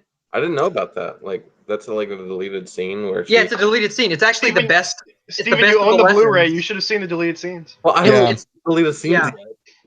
Okay. It's the best. It is the best of the 3 lessons that he gives to Rey, and they deleted it, so it's ridiculous. But anyways, They also deleted Han Solo's death, or his funeral. So They deleted Yeah. Han Solo's death. He's alive. Aw. yep. Anyway, So, sorry, okay. Kyle, go ahead. Sorry, go ahead. I thought the visuals, like Jackson said, the visuals are really impressive. It's a very beautiful film. The set pieces they chose, like the island that Luke is on and everything, really impressive, really beautiful. There's just no doubt about that. Okay. The music is also nice. Of course, John Williams back at it again, making those great tunes. So that's another thing I loved. I also loved Yoda. I don't know. A lot of people complained about Yoda in this film. I freaking loved that moment. Like, that moment was so cool for me to see Yoda again. And like Yoda giving Luke. Yeah. Like giving Luke and like all his wisdom. It's the best scene in the movie, honestly. It was such a good scene. I loved it. And there was that little moment with Luke and Yoda beside each other, just like staring at the burning building or whatever. It was great. So, There's a tree, dude. Yeah. Kyle, did you even watch the movie? And then what else did I say? Master's like sitting there. Oh, sorry. Oh, okay. I remember. Okay. So I also like. Did you write down notes, Kyle? I was just thinking I wrote down a that. couple. Yeah. While you were talking, all right, I was writing down some notes. Okay. Because I have really bad ADHD, so I got to be able to like. Index cards and be flipping through them. Okay. And then I also liked Del Toro's character. Is that his name? Del Toro, right? Benicio del Toro. Yeah. Yeah. A lot of people didn't like his character. I thought his character was cool. Maybe not like super interesting, but I thought it was interesting that we had a character in there that was like, yo, I don't really care who. I don't really care who I'm doing work for. I just care about who's paying me the most money. And so I thought that was interesting to see, because a lot of times we see this kind of in fiction, we see this very black and white, good or evil, right? Especially Star Wars. And then Benicio del Toro's character is just, I'm not good or bad. I just care about the money. That's the only trail I'm following. Which, I mean, you could say is bad, but regardless, I think he's an interesting character. Jedi mind tricks don't work on me. Only money. So more Watto. They should have had more Watto. Watto is Snoke. Okay, so are you guys ready? That's my positives. That's all right, Kyle. Go for it, Alex. Unless Jackson, do you know any other positives I've mentioned to you? I don't think I have mentioned anything else. Well, when you and I watched it, we both agreed that it was more boring than we remember. So it wasn't like as like it didn't hit you in the face with how bad it was. It was more just like a slow like, oh, this is really long and really boring. Okay, so I wanna preface my negatives here with a quick anecdote. So when I went to go see the movie, I was super excited. I went with my girlfriend at the time and Josh, and we sat down in the theater. Everybody was super excited, and then the movie started, right? And then it gets to that first scene with Poe and Admiral Hux, right? And I'm thinking, oh my God, this is such a tense moment. And then out of nowhere, there's an anachronistic joke about cell reception. And then I thought, this movie is not going to be what I want it to be, is it? What was it? What was it? What was the joke? It was an anachronistic Yo mama. joke about cell You made a reception. yo mama joke to the. So Explain So- explain what that word is to Alex. anachronistic. Because I didn't know it Okay, until you okay. told me what it meant. So an anachronism No, is like, so like let's say you're watching a play, okay? You're watching a play based in the Middle Ages, okay? Yeah. And in the middle of the show, some guy's like, in this dark cavern, I can't really get good cell reception or something like that. That's an anachronistic joke because Oh, okay. the whole point about cell reception, there are no cell phones in the Middle Ages. It's out of its time context. So, It's but the same way what with- was the joke? What was the joke? That's what I'm It asking. was about how like, can he hear us? Can he hear us? Like, is cell reception good? Okay. There's never been a moment in Star Wars where it's been Okay. clear that like cell reception is a problem, and all of a sudden, like this really tense moment is all of a sudden being interrupted by cell reception. What about that scene in Okay. Attack of the Clones? What about that scene in Attack of the Clones where Yoda pulls out his iPad and starts like hitting Count Dooku with his iPad? Oh wait, that didn't exist. Oh, sorry. Yeah. so it just as soon as that moment happened, I was like, okay, this isn't going to be what I thought. So I watched the whole movie. I get out of the movie, and then I didn't know what to feel because by the end of the movie, I was like, You basically had a hemorrhoid. and I was like, what the fuck did I just watch? And I walked out of the movie, and I was looking at the people like exiting the film, and everybody's face was like no one looked happy. No one was thrilled to be walking out of that movie. And I remember like there was some guy who walked out of the movie. He was like, I just remember he was talking to one of his friends, and he said, "Man, that fucking sucked." Like, I just remember. Oh, hearing him say man. that. And I was like, "Oh damn!" And then we were walking back to the car, and I just remember like thinking about all these things. I was like, "Well, that didn't make sense." And Josh was saying, "Yeah, and that didn't make sense." And my girlfriend, Morgan, she was like, "Well, that didn't make sense." I mean, even she who had I had basically just shown Star Wars was pointing out like these problems. And so the point is, basically from the get-go, I knew that something wasn't right. I then went home and I started watching, more videos about people who saw the movie and kind of felt the same way. People who were probably more intelligent than me were able to point out, more flaws with the plot and the lore and everything else. So with that being said, let's get to the negatives. Funny, Jack, because like I had the opposite reaction. I loved it, and then I came and I was like, wait, people didn't like it. There are people Really? about this? That's crazy. Am I the only one who loved this movie? You're No, there one was- of like the 5%, I think, right? No, Yeah, it's 50-50, guys. yeah. I don't think it's I did 50. have a feeling while I was watching. I was like, some people are really gonna not like certain The things. tomato meter is 44, which means like 44% of people liked it. So I view my relationship with The Last Jedi as similar to a marriage.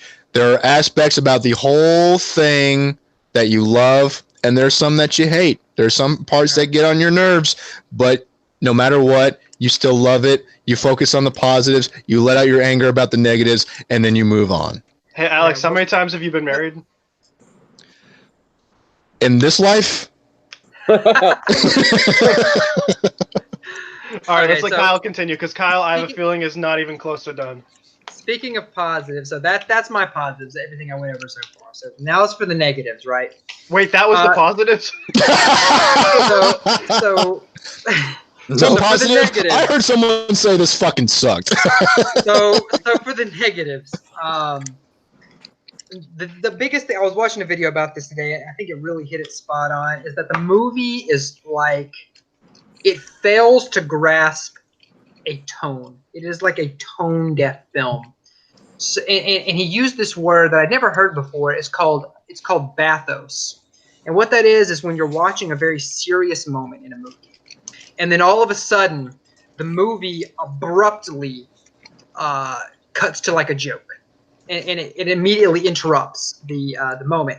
And for some movies that can work well, but for a movie that's trying to be super dark and gritty and serious, to randomly interrupt the film at various points with bathos, with this random interruption of humor, pulls the audience right out of the film, and it kind of jerks people back and forth. And that's what I felt was happening to me for pretty much the whole film. And to give a couple of examples, at the beginning of the film, when Poe is in front of the Capitol ship, and then there's that whole joke about cell reception, right? This super tense moment, and then out of nowhere, this cell reception joke comes in, and it just pulls you right out of the tension, right? And then later in the movie, when Luke has the lightsaber, and it's such an emotional moment, and it's a moment left over from the last film, and then boom, it's a throwaway. It's a throwaway gag. We argued about you and I argued about that moment for 2 hours. I remember. Yeah, that moment pissed you off so much. It did piss me off, and so then you get to entirely. You get to the Jedi training scenes where, like, Luke says, okay, he's explaining the Force to Rey, and he says, okay, reach out. And so, like, we're really invested in this moment where Rey is learning about the Force, and then she literally reaches out with her hands, and then Luke tickles it with a feather. It's like, it's a serious moment. It's a serious moment in the franchise. See how that we're just yanked out of. That's the Force, man. Here's the thing. I'm laughing at how stupid it is. I'm laughing at the stupidity of the writing because it's dumb. It's because it's supposed to be a serious moment. It's poking fun though at how serious people take it, and I think some moments are okay, but it can't. You can't just I think poking fun at the fans a little here and there is fine. But then there are other jokes in the movie where it's like, okay, or just other moments where it does feel like it's kind of mocking the fan base almost. But see, that's exactly the problem, though, Jackson, is that it's basically breaking the fourth wall and saying, okay, we're going to make fun of the fans now, and it's not defend it. The Force Awakens did that a lot too, though. It's not just the Last Jedi. Okay, and that's one of the problems I had with the Force Awakens. It's one of the few problems I had with the Force Awakens is its jarring humor. It could be now. It wasn't as bad as the Last Jedi, but I still felt like it was pretty bad. Kyle. Might I interject here? If it's short, if it's brief, because I got a lot to go over. Okay, well, I'll just say that the way they do that with Luke is just representative of the fact that he's cut himself off from the Force in his opinion of the Jedi in general. Okay, sure. Joke, but I agree. So, okay, I don't agree that Luke would do that in the first place. The moment where he throws that lightsaber is a perfect representation and tells us everything we need to know about where Luke is with the Force right now. Okay. Even if I'm to accept that is something I could believe Luke doing. Okay, even if I was to accept that, all right. The problem is it was a really serious moment. And they didn't have to do that whole lightsaber throwaway thing as a cheap gag. They could have kept it in the moment like that. And instead, they chose to make it a cheap gag. And that was the problem with it. It took a really serious moment, and then all of a sudden, just yanked you out of the drama. We're going to do a cheap gag now. That's the problem. They should have put a sound effect, like a little whoop. Yeah, I mean, they really could have. It would have fit with the like a Wile E. Coyote, like. Right. And like another example of this is like in the fight with the Praetorian Guards. There's a super serious scene where the Praetorian Guards are fighting Rey and Kylo, and then one of the guards falls into one of those pits and like explodes in a cartoonish fashion. And it's like, this is supposed to be a serious moment. Why is some guard blowing up? Where's the blood? What the hell? What the hell is going on? You remember the moment where they have this weird contraption thing? You think that's gonna be this cool thing, and then it's just an ironing. Right. Yes. Oh my god. It's totally just like, what the hell were they thinking? It's like, it's this serious moment, and then, oh no, by the way, this is a cheap gag. It's like, Okay, decide what you're going to be. Are you going to be a lighthearted film, or are you going to be a serious film? Which one are you going to be? Because you can't have your cake and eat it too. Because if you try and do that, you are tone deaf as a writer.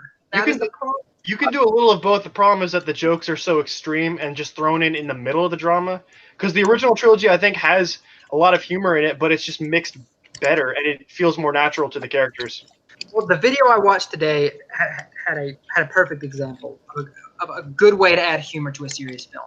In Saving Private Ryan, there's a scene right before they go into this like really serious battle, and it's a funny scene where this guy's telling this funny story about his sister or something like that, and right before they go into battle, he says something like, and that's the last time I saw her before I got drafted or something like that. What Matt Damon, the story he was telling about his brothers, about a girl they brought into the barn. Yeah. It's a funny moment. The audience laughs at it, but it ties directly into the film.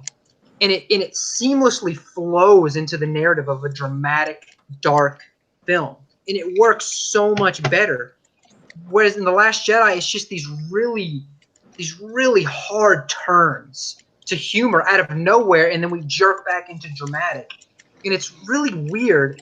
I feel like Rian Johnson should have picked one. He should have picked, we're going to do a serious film, or we're going to do a funny film. And, I might not have liked it being a funny film, because I do like my Star Wars to be serious, but at least if he chose, hey, we're going to do a funny film, I wouldn't have been able to make this criticism, I guess is what I'm saying. I wouldn't have been able to make this criticism of the film being tone deaf. I feel like the film was. But let me move on to my next point. Next, oh gosh. Okay, so let me just get through Luke. Okay, I'm gonna take a quick potty break. You keep going. You're good. You're good. Also, guys, we've been going for 2 hours. So, Kyle, let's try to be done with your at least by 9:30, because I'd like to be done by 10 with this whole thing. Okay, I won't go that long. Trust me. To open it up for, like, debate. I do just want to go over Luke. He's gonna complain about every point in the movie, though. No, I'm not gonna complain about every point. I'm not gonna complain about every point. I'm just gonna go. I'm gonna go through the big points. Okay, so just try to be a little faster. You're explaining a little too much. Just go over what you really hated and why you hated it. Just go. Okay, so and you can get mad. You can scream. You don't have to be level-headed about this. Just I got you. Let it all out, man. Go for it. Unleash the beast. Here's my problem with Luke.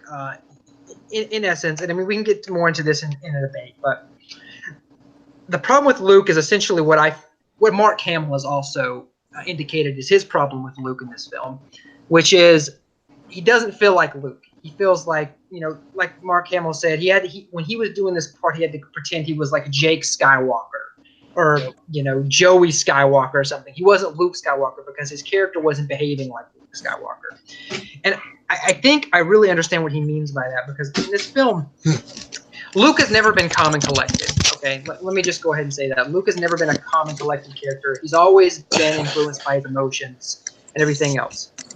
But Luke has always had, and this is true throughout all the films, Luke has always had an undefeatable will. He's always had this will to strive and go farther. That's his defining characteristic, really, as a character. Agreed. And Luke has always had this defining characteristic of caring about his family and being there for his family no matter what. Except when his aunt and uncle dies and he only is sad for 10 seconds. Yeah, that's a weird moment. But in general, though, when do we not feel like that sometimes? Luke has always, like, oh, so sad. I mean, he really does care about his family, because just the fact that he went across the universe to try and save the second most evil man because it was his father, and he believed that his father still had some good in him, right? That's what makes the whole situation with Kylo real hard to believe. And I know you can say, okay, yeah, but he didn't strike at his nephew, and he didn't do this. The problem was he was still his nephew, right? I mean, that was the son of his sister.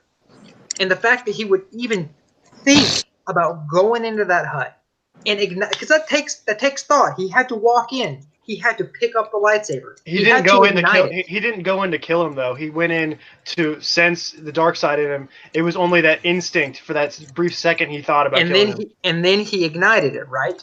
Out of that's the instinct, thing. out of And he instinct thought- only. Just And he decision. thought about killing his nephew for a moment.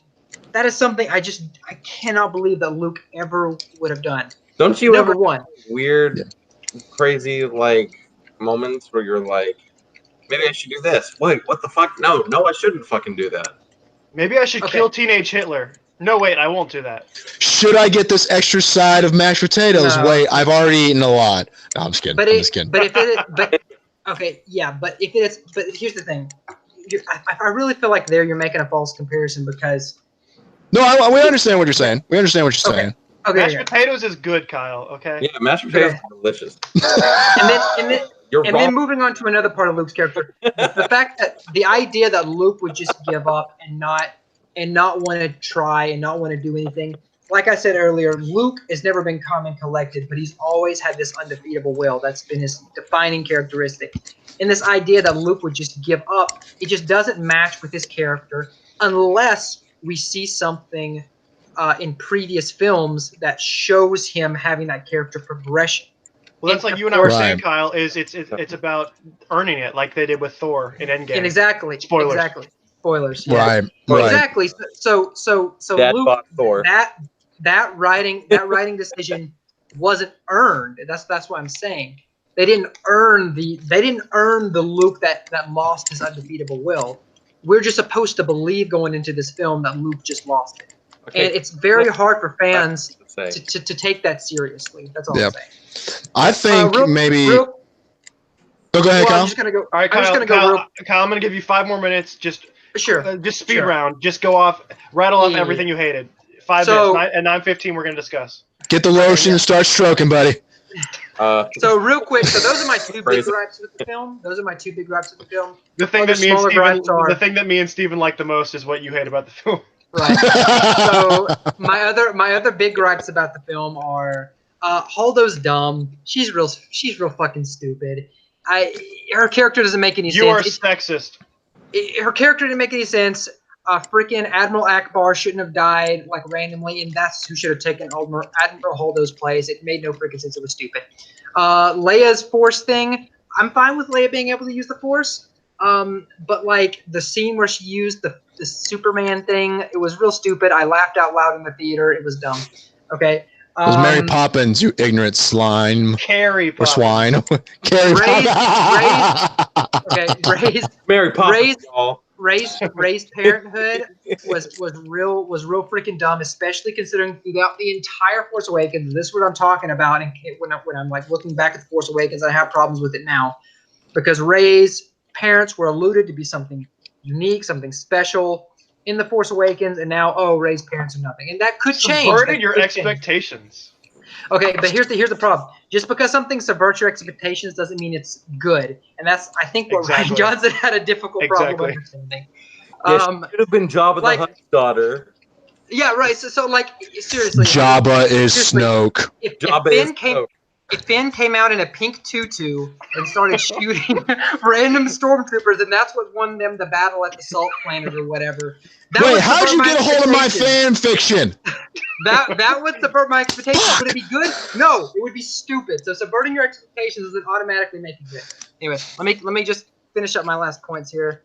Talk about Kyle. Talk about that scene that you and I watched 10 times in a row because Okay, the Rose. so fucking Okay, funny. yeah. So the funny. the whole Rose Finn plot, stupid. It was unnecessary. It didn't need to be in the film. You could have it like as a deleted scene thing or whatever, but it didn't need to be in the film. It was dumb.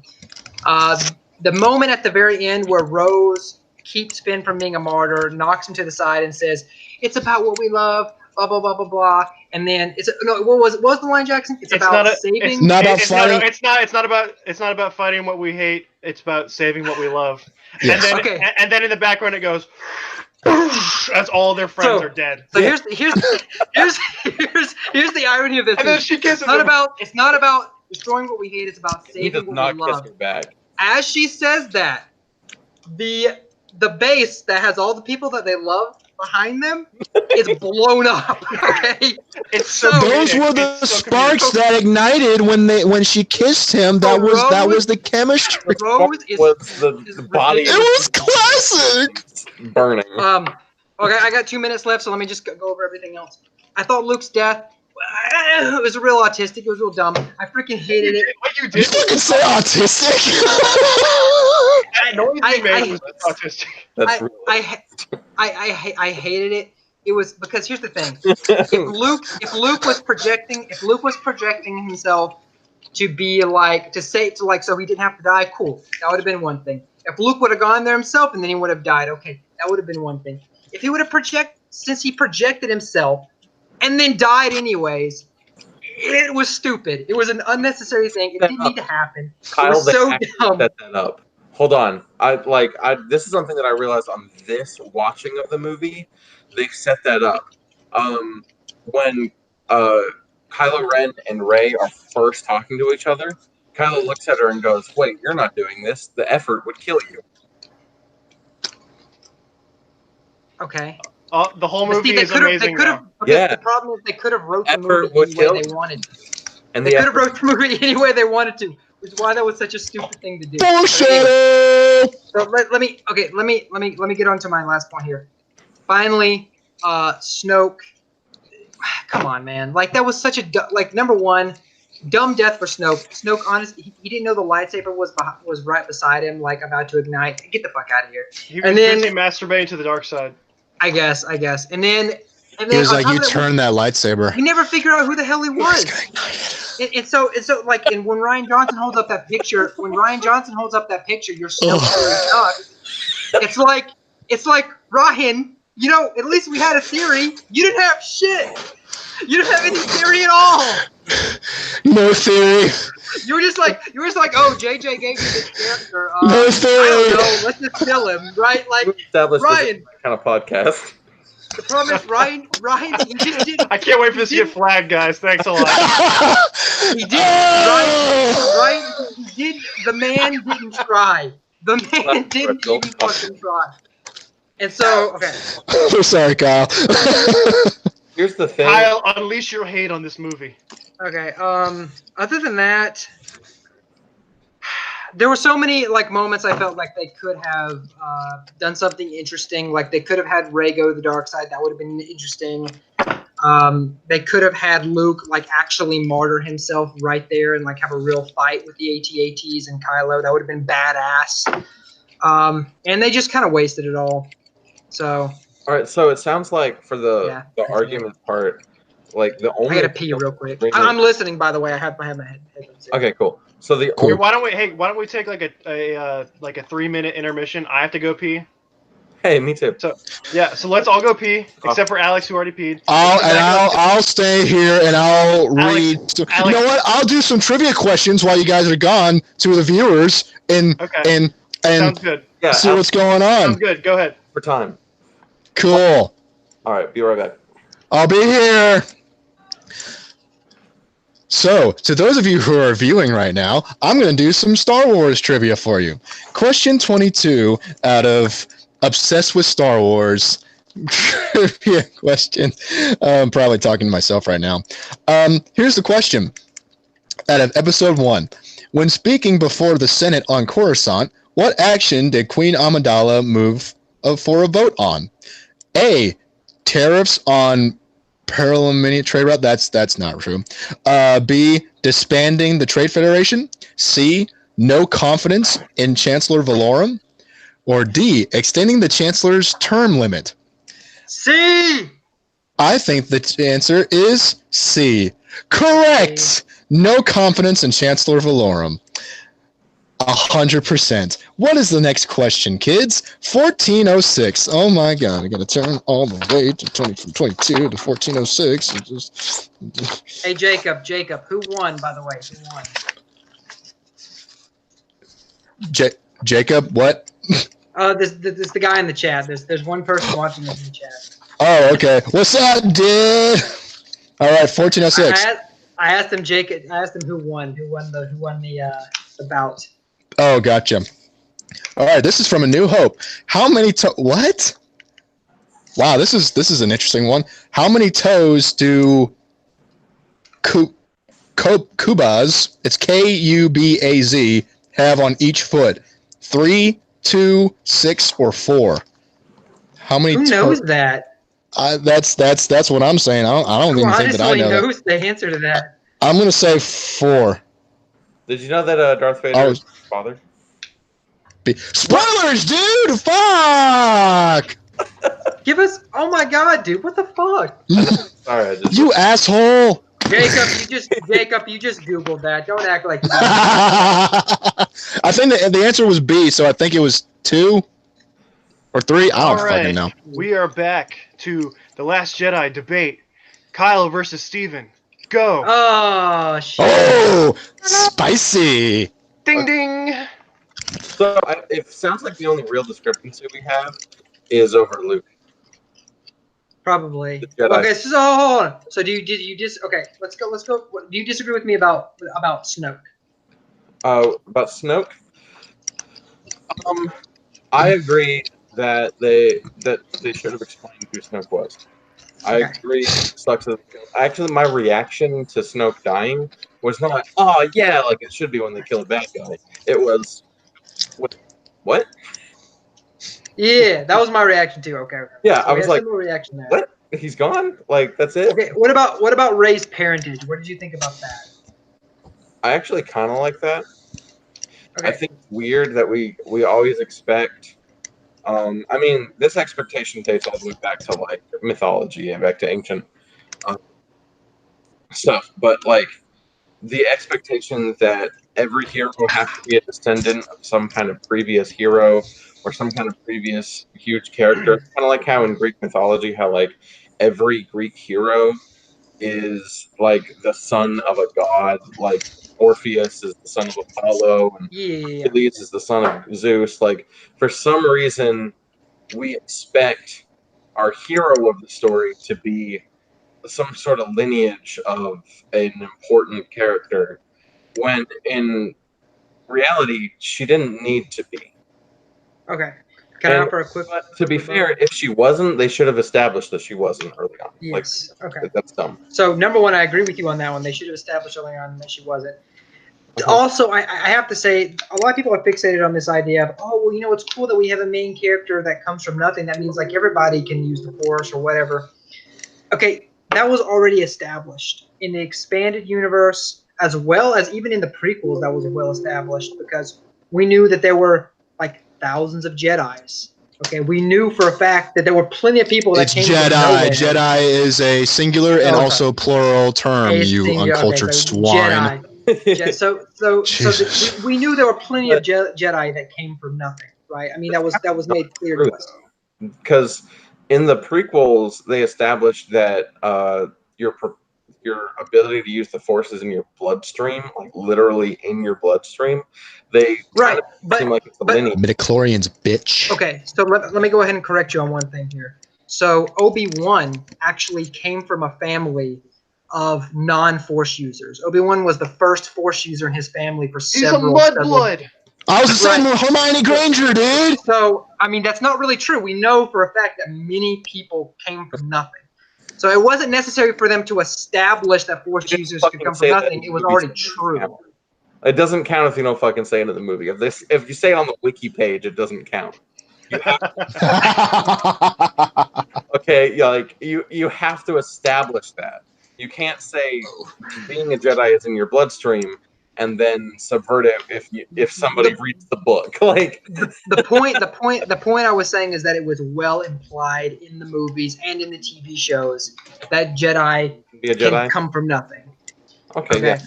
So with that being said, it is the Skywalker saga.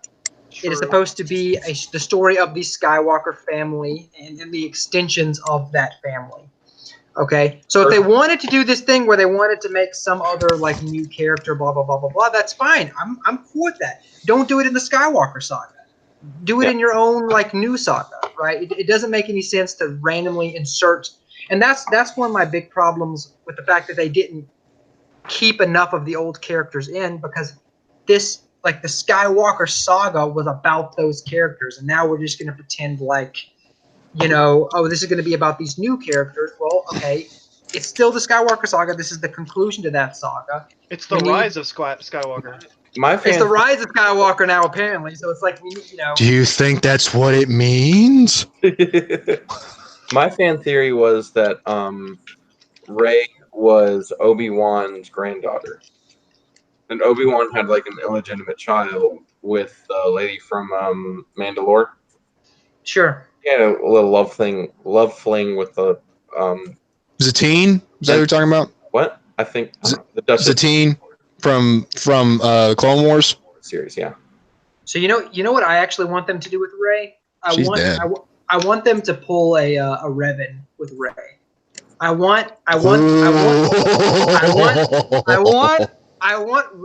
So the explanation for why she's already so powerful with the Force and all that. This is how I want it to be explained. Ooh. I want Rey Or to for have been a conception. I want Rey to have been a student of Luke, who was a.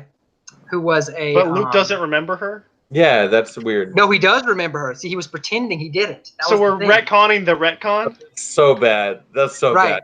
bad. Let me clarify here. Someone give me some So- blue milk. So Luke and Leia have conspired on this thing. Rey was a student of Luke's under like at the same time as Kylo Ren, right? When she was 4 years old. Huh? Well, Rey's been on the desert planet since she was like 4 or 5. So how could she have been a student of Luke unless she was a youngling? Right. No But word. just like Revan, that was an implanted memory. That wasn't her real memory. That's Oh, the this is thing. complete fan fiction. I would. Okay. So then. Oh, Rey- it's so bad. Rey- It's so bad. Here's the thing. Yeah, I don't know. Ray leaves with Kylo, and she becomes part of the Knights of Ren. The Resistance captures Rey and wipes her memory, just like they did with Revan, and they put her on this planet, right, to come back for her later or whatever when the time comes, right, to retrain her in the light to go defeat Kylo. Okay, that's why Kylo has that reaction where when they say we found a girl and Kylo goes, "What girl?" Because he knows exactly who the hell it is. No. Or maybe that line was just there so that people would be like, oh, mystery, Boom, mystery. It's an Does he know her? Does he not know her? It's an amazing theory. Yeah. I think a good spin-off of that theory is that Rey is the reincarnated re-embodiment of Jar Jar. And the way that I was kidding. But it would That's interesting. That's actually interesting. But it would explain maybe if they did. Yeah. It would explain why she's already so powerful. It would explain why Kylo is bothered by the thought of this girl, right? This random girl. It would explain. It would also explain why Luke really didn't want to train her too, because he was afraid that she would just go down the same path that she went down before, right? So it would explain a lot of things. Why Luke didn't want to train her. I think that's actually pretty interesting, Kyle. Yeah, but maybe if they did. I'm calling it now. Disney's not going to take that kind of risk because they don't care. But You know what? If this is an original idea, be sure to contact Lucasfilm and have them write you a royalty check if they actually go off that thing. Come on, Disney, But- write me a royalty check. Well, because I think I can see why you theorize that, because we see in Rey's vision when she touches the Skywalker lightsaber in Force Awakens, like she sees her younger self screaming up the sky saying "Come back," and then you see Carplot just like "Quiet, girl," just like like she knows who's on that ship. She knows like, hey, why'd you guys leave me here? So I think that'd be very if it's somewhere similar to what you just said, I think that would be very, very interesting for her character arc. Or maybe if possibly, maybe she's a Force baby. And as wait, versions of let me my just expectation interject. go, Let me that would just be a great subversion. Let me just interject. I think you guys have actually put more thought into this than J.J. Abrams or Rian Johnson have. So congratulations. It's so true. That's why I think there needs to be these forums, these actual like real proper like forums for fans to interject, what they think, because like Disney has already adopted so many different ideas and theories on like movies and all that kind of stuff. Like the theory about Tarzan and Anna and Elsa having the same fucking parents, and then a producer at Disney said, actually, yeah, that's true.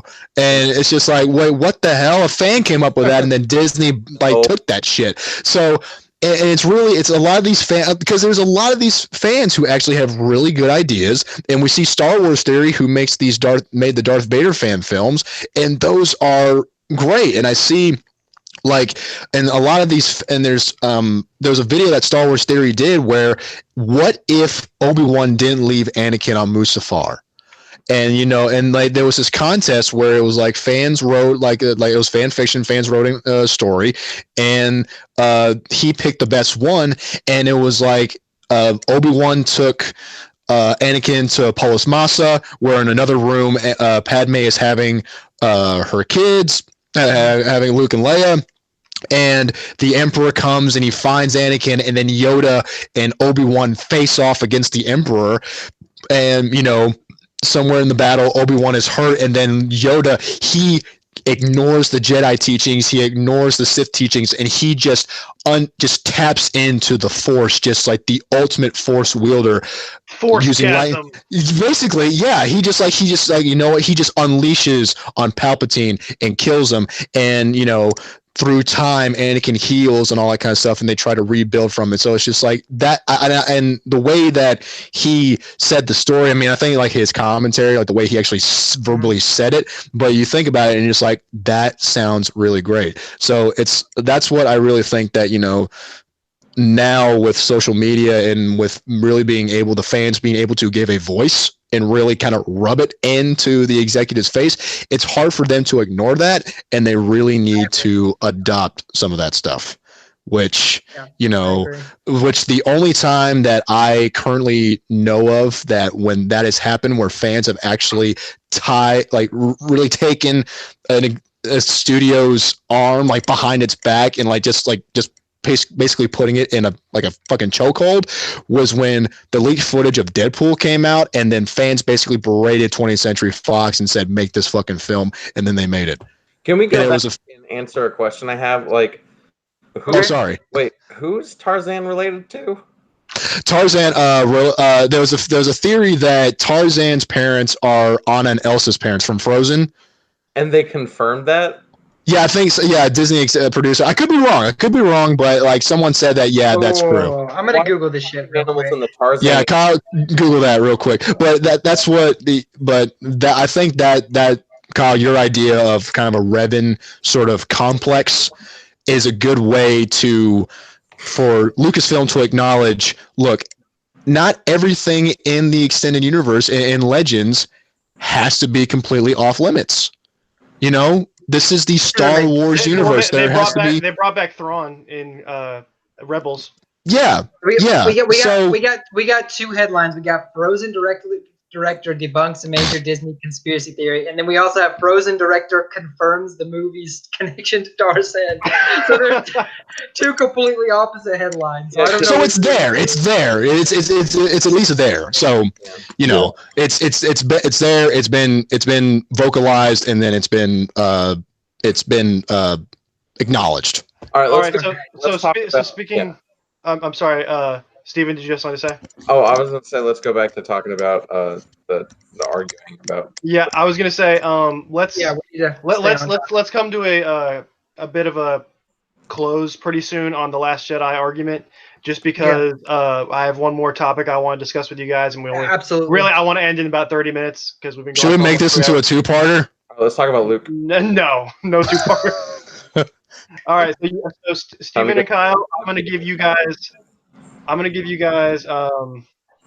till 9:45. That's 12 minutes. Finish up your argument about Luke and the Last Jedi or whatever, and then at 9:45, no matter what we're talking about, we're going to move on to the last question I have for you guys. Sound good? Okay. What Force Awakens did with Luke is completely believable, and you have to stay. I'm not saying. Just because, like, he's not like they literally make the point. He talks about how there are legends about Luke Skywalker that he's not the legendary Luke Skywalker. He's Kyle's not about to shit himself. these like tales of wonderment and whatever. He's a real person. He's a real person who made mistakes.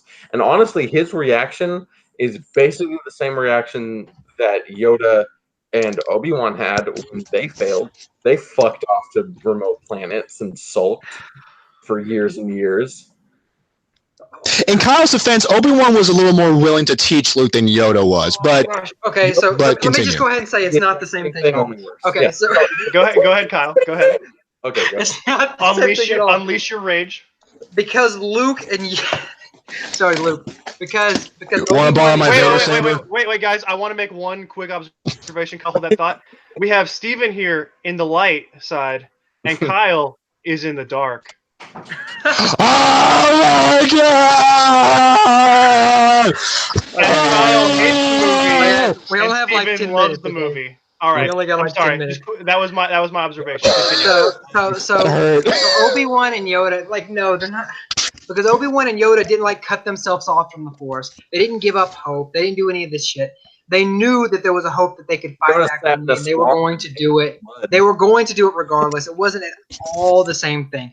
They went and hid because if they didn't hide, they were going to get killed, and then there was no other way for them to fight back ever. That was not at all like Obi-Wan and Yoda. But anyways. Continue with your fallacious arguments, Steve. Did you say flatulate? And Luke throwing the lightsaber over his shoulder, like I said, is a perfect representation of where Luke is at with the Force right now and his opinion on the Jedi Order. The Force literally, like the cosmic forces of the universe, literally brought this lightsaber that should be gone back to Luke Skywalker. Luke Skywalker sees it and goes, fuck off. I love it. And as we see, Kyle is drinking red wine. Red wine like a villain. And Steven has blue headphones. Like thirsty language. Saber. We have our Jedi and our Sith, ladies and gentlemen. I'm All a right, Jedi. okay, so we're talking about the whole Luke throwing the lightsaber. Yeah. Okay. Your favorite moment in the movie, Kyle? Oh, I love it. It's so great. Gosh, so where do we even start with that moment? Okay. Yeah. So, It makes sense. so number one, there's so many angles to tackle that moment from. Just start with the first one. You got 9 minutes, bro. Because you Okay. just said it was just a joke and it wasn't. No, start with the 4th, 5th, and 6th one, and then go back to 1, 2, and 3. So number one. Let's go ahead and talk I understood that reference. from just a basic movie making perspective, right? We end the first film with a really dramatic moment. It's shown to have a lot of significance. The lightsaber is shown to have a lot of significance in the narrative. And then she's holding out the lightsaber to Luke. It's a very dramatic moment. And then it's one of the first things we see in the next movie. Okay? Mhm. And then that moment is cut short by a cheap laugh. It's a dumb moment in general.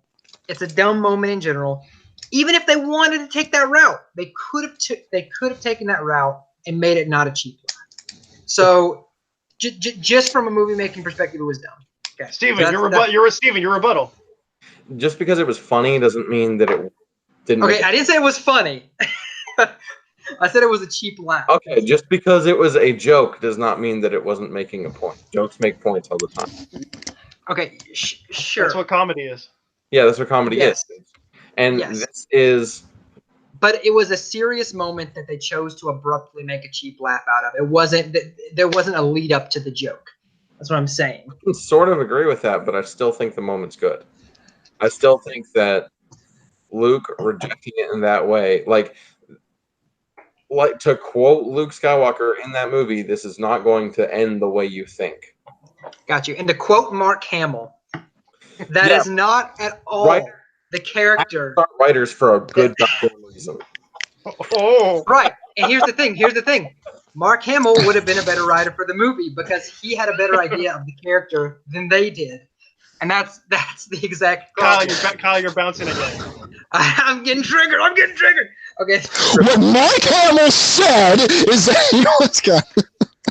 So basically, what I'm trying to say is that like the whole moment really kind of taps into the whole problem with Luke's character in general, and that's that Luke's character has totally given up, and that is something that is so unlike Luke.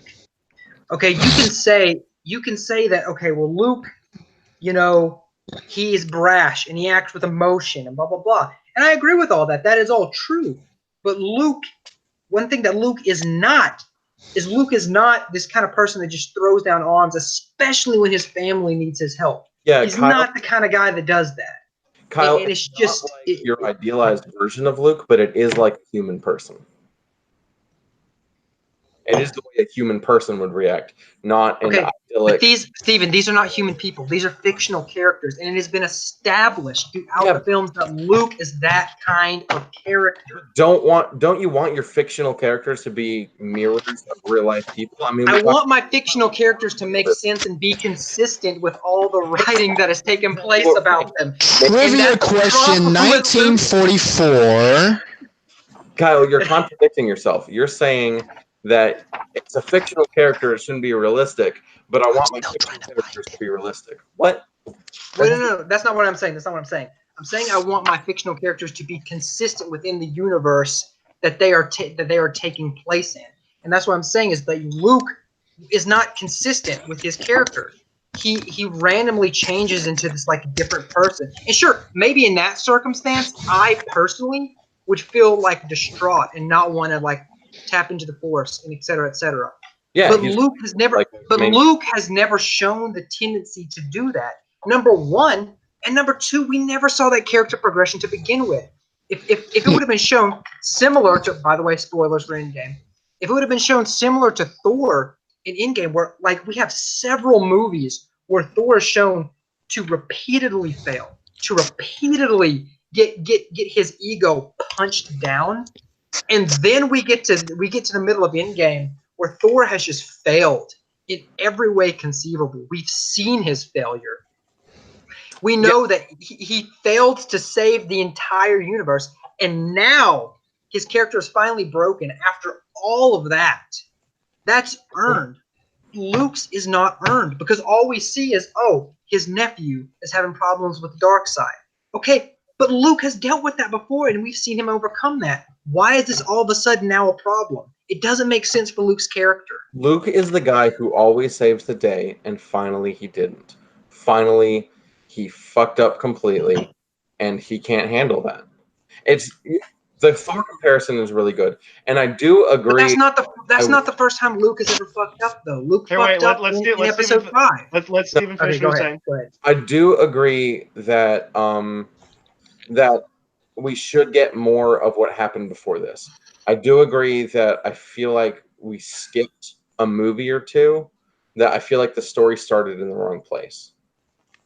I agree with that. I wish we could see Luke training those young Jedi and then the betrayal and all of that, but we see like little tiny snippets and we don't get the full story. And you're right, that does mean it's not earned, but that's the reason it's not earned.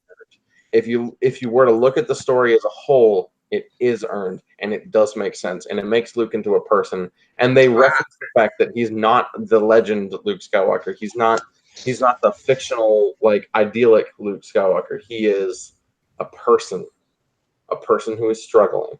And that's what I want to see from my heroes. I want to see heroes who struggle with real life emotions and problems and overcome them in some way.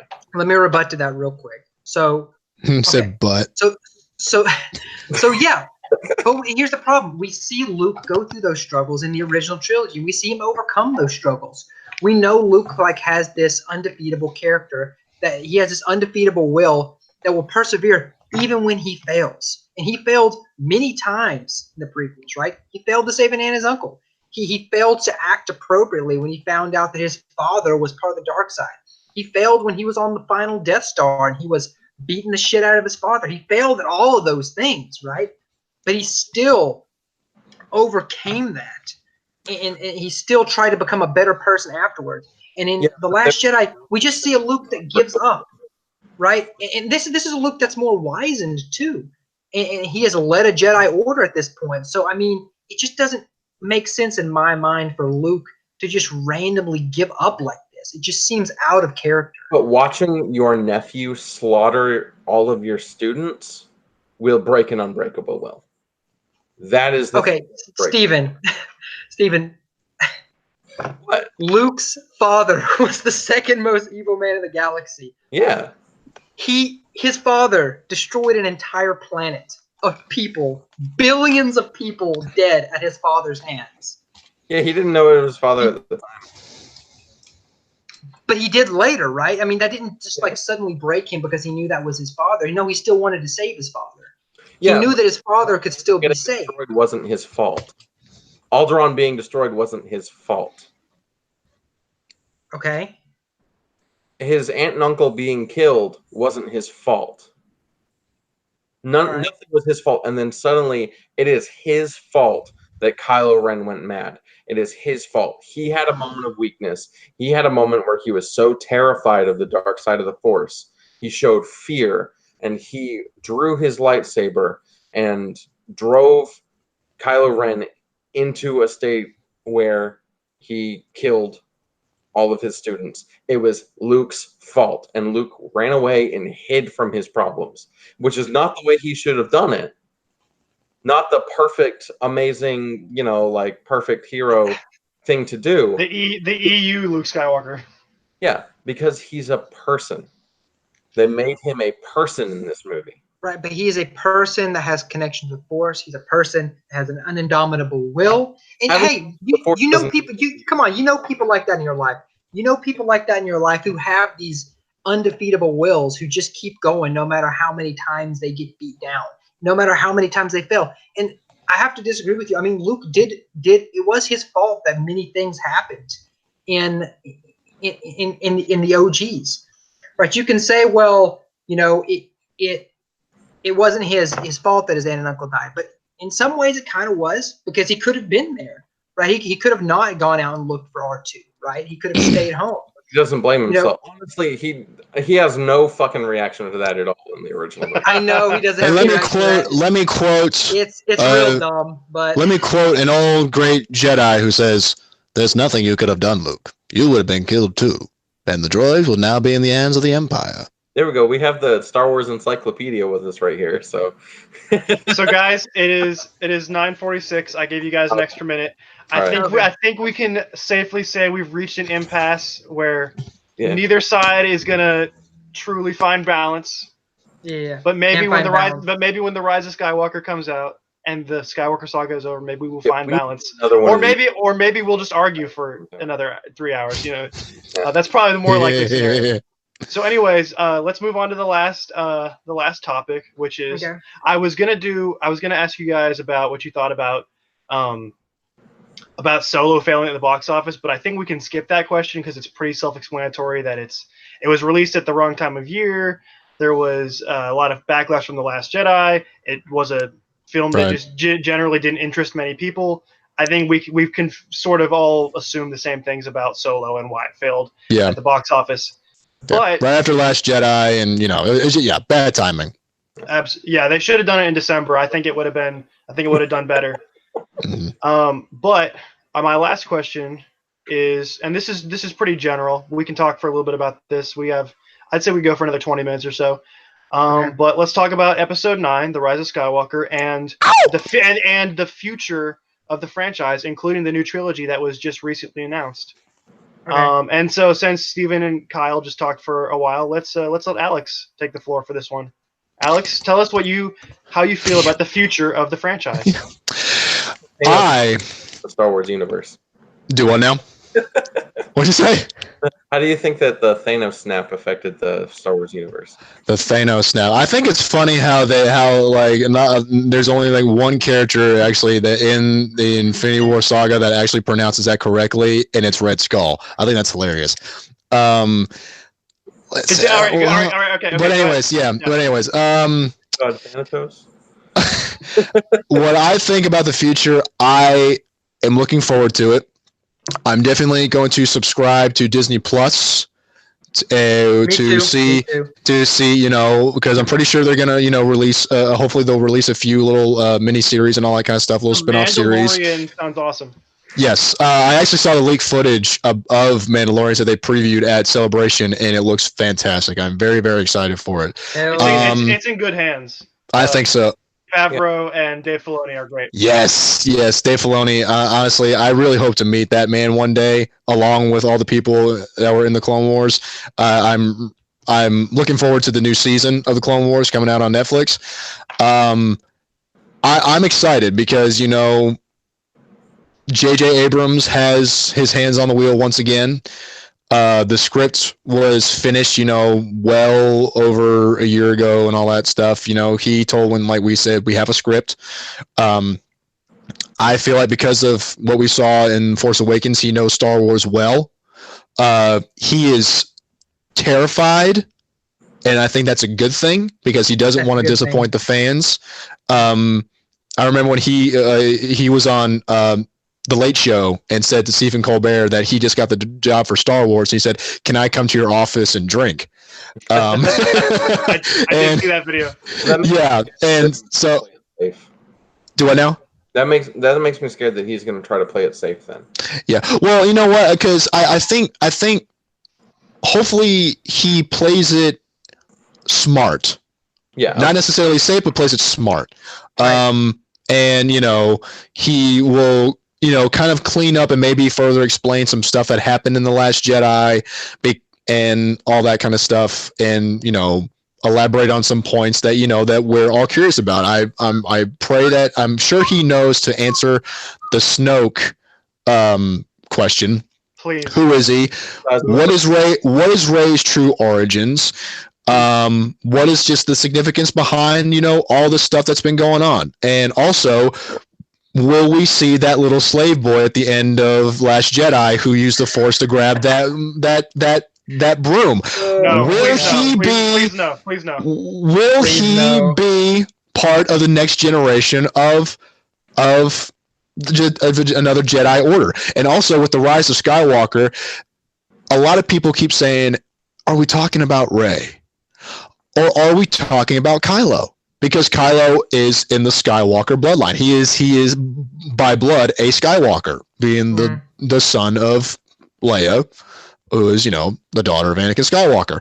And so maybe Last Jedi will be not Last Jedi. Rise of Skywalker will be a redemption story for Kylo Ren, similar to what the Return of the Jedi was for Anakin Skywalker.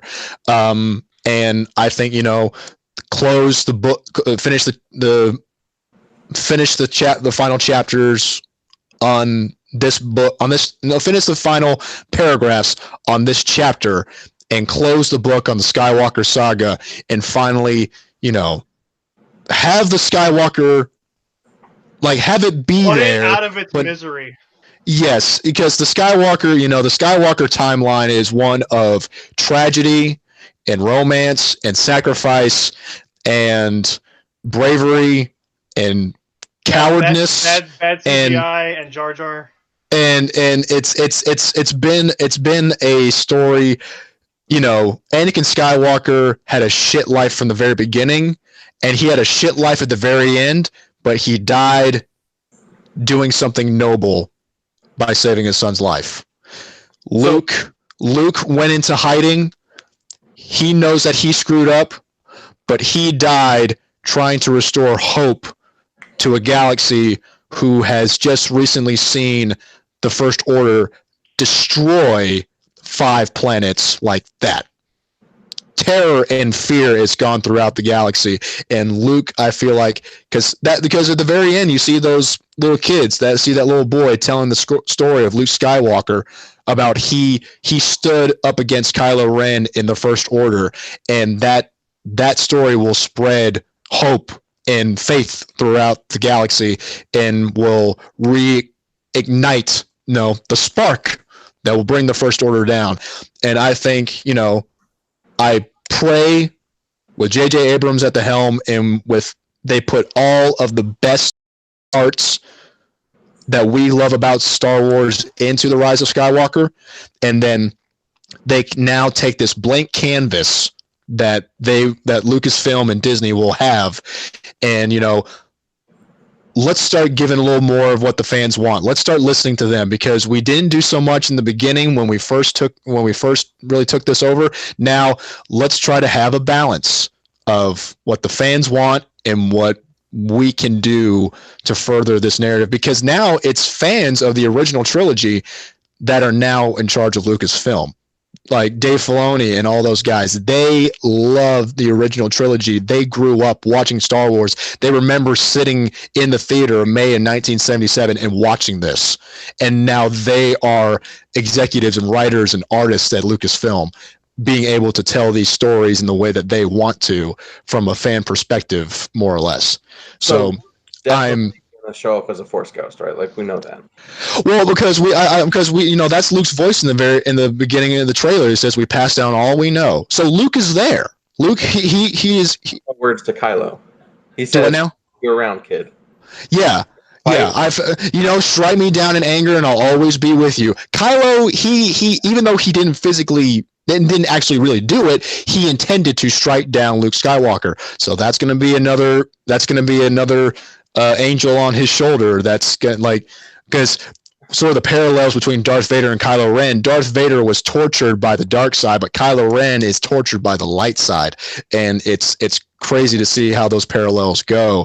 But anywho, I'm very excited to see what the Rise of Skywalker will bring us, who it's going to bring back, how it's going to salute, what has been done, and now carrying on for the new generation. I hope the next trilogy that they decide to do will, do what hopefully Rey, Finn, and Poe and this new generation will do what we wanted Leia, Han, and Luke to do. What we wanted to see, and hopefully we can, satisfy the disappointment that fans have had in a way. That just makes me sad that everybody fucked up. Yeah, and it's sad because they wanted to do something, and because of the passing of Carrie Fisher and Peter Mayhew passed away, and half of the original primary six of Han, Luke, Leia, Lando, Chewie, it's is that right? Or seven. Yeah, or whatever. Three of them are dead. Chewbacca's dead, Leia's dead, and the original R2. Yeah, but their characters are still alive. And Han Solo and Luke are dead, but the actors are still alive. So Lucasfilm, they were, this was Disney Lucasfilm got a big punch on the jaw very early in the process, and so now they're having to pick up the pieces and trying to satisfy fans in a way that still does justice to what Star Wars is and what it can be. And I think, and I am looking forward to it. I'm going in with zero expectations, so that way I'm not disappointed. That way they don't get subverted. Yeah, exactly. So you go in with a blank canvas. Whatever they choose to do, they're keeping Star Wars alive. And that's, I think, what we should be thankful for. They're keeping it alive, even if it's not the way we want to do it. Whether if you like the canon or the extended universe, there's still an aspect of Star Wars that we still cling on to and we still hold dear. And that's what keeps the story alive. Did you just say Klingon in a Star Wars video? I knew someone was going to say that. All right. Let's see. Let's talk about our theories for what's going to be in it, though. Well, we don't have a ton of time. I just kind of want to go through everybody's personal thoughts. We really need a part two. If during your Steven, if during your part you want to talk about some theories, that's fine. But cool. I'm gonna give you about 5 minutes, okay? And then we're gonna go to Kyle, and then we'll go to me. All right. So what's the question though? Is it just question is, how do you feel about the future of Star Wars, including Episode 9? All the Disney Plus shows and the upcoming trilogy that's starting in 2022. That's being created by the Game of Thrones creators. Future of Star Wars. D&D. Brilliant that they're bringing back Clone Wars. I think it's fantastic. I think it's actually great that they're going to do another trilogy, and I hope it has nothing to do with currently established characters. I hope they do a new trilogy. He said, I "Doo agree doo." with that. Yeah. Okay. I knew you were gonna say that, Alex. I'm here to keep some light among some of the darkness and controversy. I hope they put out a trilogy. That's new and unique and interesting, and I hope they go back to Old Republic, like I said. And God, I want that Absolutely. Obi-Wan movie so bad. I want that Obi-Wan movie. I don't think it's gonna happen now. Things I know, but come on. I'm pissed. Ewan about that McGregor, too. he said that he's willing. He said that he'd love to come back, but they're not doing the spin-offs anymore. Like when we actually wanted a spin-off movie, and then they stopped making the spin-off One movies. thing I wanted to talk about when we were talking about when Disney took over, one thing that really pissed me off is when they killed all the video games. Yeah, it's shit. Yeah. That was complete bullshit. And handed it over to EA. Or the video games that they have now are fucking. Kyle's like, I work for Disney, but I hate Disney because they ruined my favorite thing. Yeah. I don't hate Disney. It's because they gave the fucking contract to EA, who was like literally Satan. It was a corporation. Yeah. Anyway, Steven. Yeah, like I was saying. But it sounds like maybe they're going to try to do other. I think I heard about another Star Wars video game that's coming out. But that, I think, is a big market that they need to get back into, is making Star Wars video games. We talked about Force Awakens, Force Unleashed. Force Unleashed was such a good game. It was awesome. And magnificent. They need to go back to doing stuff like that. Force Unleashed 2 sucked ass, but the first Force Unleashed game was so good. The second one only sucked because there was so much crap going on behind the scenes, and they wanted that game in so little time, and that was just a whole big mess going on behind the scenes. Thing about cloning Starkiller and all that stuff, it was really stupid. Yeah. And like you said, my headcanon is that Starkiller is a real thing, because that's a way cooler explanation for the rebellion. Right. Right. An apprentice of Darth Vader started the rebellion. That's so clever. Anyway, it's ironic. So my thing about the future is I hope they do more video games. I'm excited and nervous, and I don't know how to feel about Rise of Skywalker. I'm actually kind of excited about how they're going to tie the Emperor into it. I think the Emperor being the final villain of it kind of ties things together really well. The final boss. The Emperor, the Emperor's one of the better parts of the prequel trilogy is that his character's so interesting, and it's all about his intrigue and stuff. The Emperor was done if they do a good job, if they make it interesting, maybe he's the only character that's never been bad in any of the movies. They've never shown how Sith afterlife is. There's ghosts, but there might be some other way that Sith come back, or that Sith project themselves, and maybe that's what they're going to have to deal with. Well, they kind of had in the expanded universe, especially in KOTOR, because there have been Sith Force ghosts, at least in KOTOR there have been. Okay, cool. And I hope that Luke as a ghost comes back and is not Rey's teacher. I hope that Luke comes back to basically haunt Kylo Ren. Ooh. That's what I want, because I think that's what they were hinting at. See you around, kids. See you around, kids. See you around, kids. See you around. And then he's going to show up and be like, hey, yo. Still here, bitch. Stop killing folks. And I think big old theory here, I think Kylo Ren is going to turn good. Yeah, it's kind of lame, but it's gonna happen. It's I don't know, because as long as they do it in an interesting way, and it's not just suddenly he's good, as long as they do something interesting with it. I kind of like Tony the Last Jedi, though. They kind of established that Kylo really can't be saved. I thought that was interesting, but I think to play it safe at the end, he's gonna do something to redeem himself. I mean, I would kind of like it if Kylo just died, though. If he just died. He just goes down with the ship like a true captain. Yeah. Or if he does something. Yeah. Or if he does. Yeah. Or if he kind of maybe does something for the good guys, but stays kind of in that gray area, you know. really wanted that would be such a good conclusion for his character, because from the beginning he really wanted to be like Darth Vader, and the only way to really be like Darth Vader is to have that moment of self-sacrifice. Right. Which goes to that poetry like repetition thing that George Lucas was talking about, with Return of the Jedi, and see the parallels. If he sacrifices himself though, can we do it in a slightly different way than like exactly like how Darth Vader did it? Because I feel like they're gonna play it like he saves Rey. It's like, can we here's my ideal scenario for Kylo Ren turning good. Kylo Ren is like he's basically the Emperor now. He's the supreme leader. I think it would be fucking awesome if Kylo Ren, as his redemption or whatever, Kylo Ren actually is the one who decides. Like he has like a realization. He's like, okay, I'm in control of this because I'm, the supreme leader, and he's just like, all right, enough war. Let's just have like he basically creates a treaty, and both sides end up putting down their weapons and coming together, and it would play into the idea of balance. Spoilers for Avatar: The Last Airbender, but like Zuko.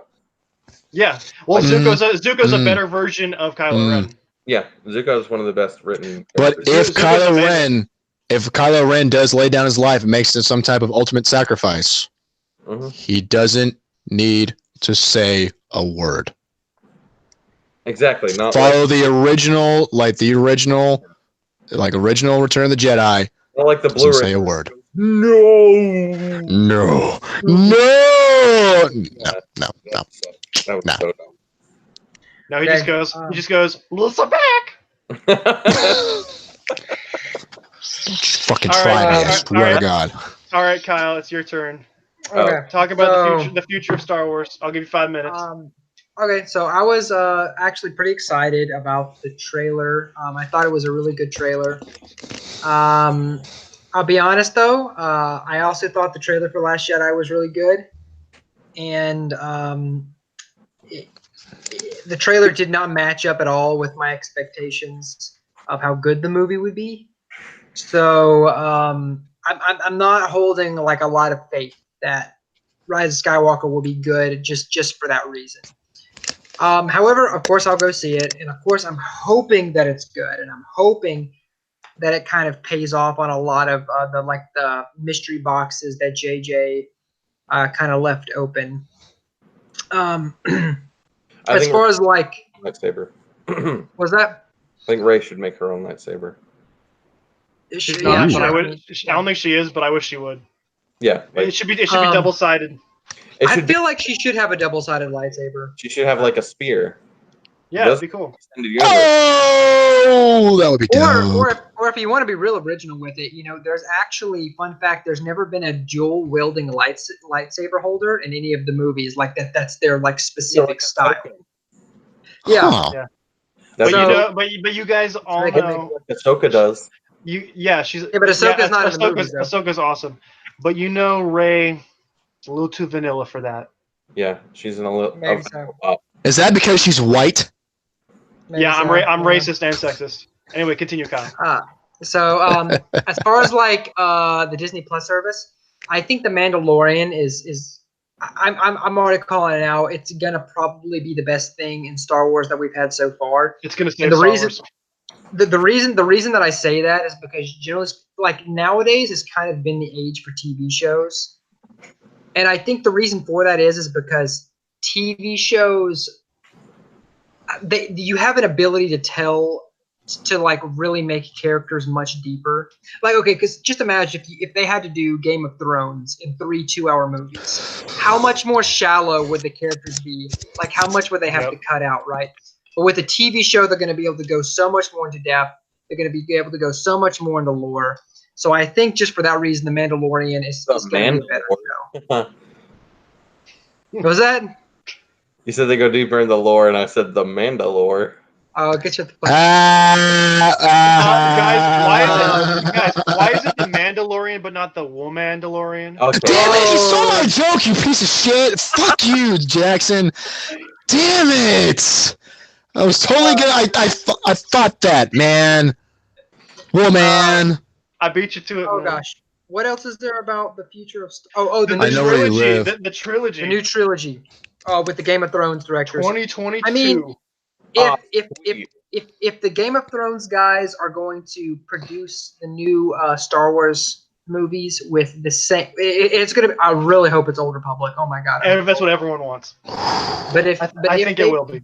But if they produce it with the same quality that they did with Game of Thrones, then I think it's going to be amazing. I mean, I just don't think there's any way around that. Let's just hope there's no Starbucks cups in there. I really hope that or water bottles. In the new Old Republic movies that they tell the story like they make Revan canon. Please make Revan canon. I want Revan to be canon so bad. He's like one of my favorite Star Wars characters. Please make Revan canon. Anyways, that's my soapbox. That's pretty much my thoughts on the future of Star Wars. All right. Well, let me talk a little bit about my thoughts on the future of Star Wars. So, Episode 9, The Rise of Skywalker, the rise of the return of the revenge of the Skywalker is, I saw the trailer. And I saw the title. And I was pretty underwhelmed, if I'm going to be honest. The opening part with Rey and Kylo. The title is stupid, objectively. Yeah, I mean, like, I was feeling a little bit of the tension there, but, you know, as a whole, looking at the trailer, I mean, don't get me wrong, I was still excited because I'm like, even no matter how much I bitch about Star Wars, I'm still just like, new Star Wars, like, you know, it's still exciting. Right. We're all but I mean, yeah, it's like dangling keys in front of a baby. I mean, that's what it is essentially.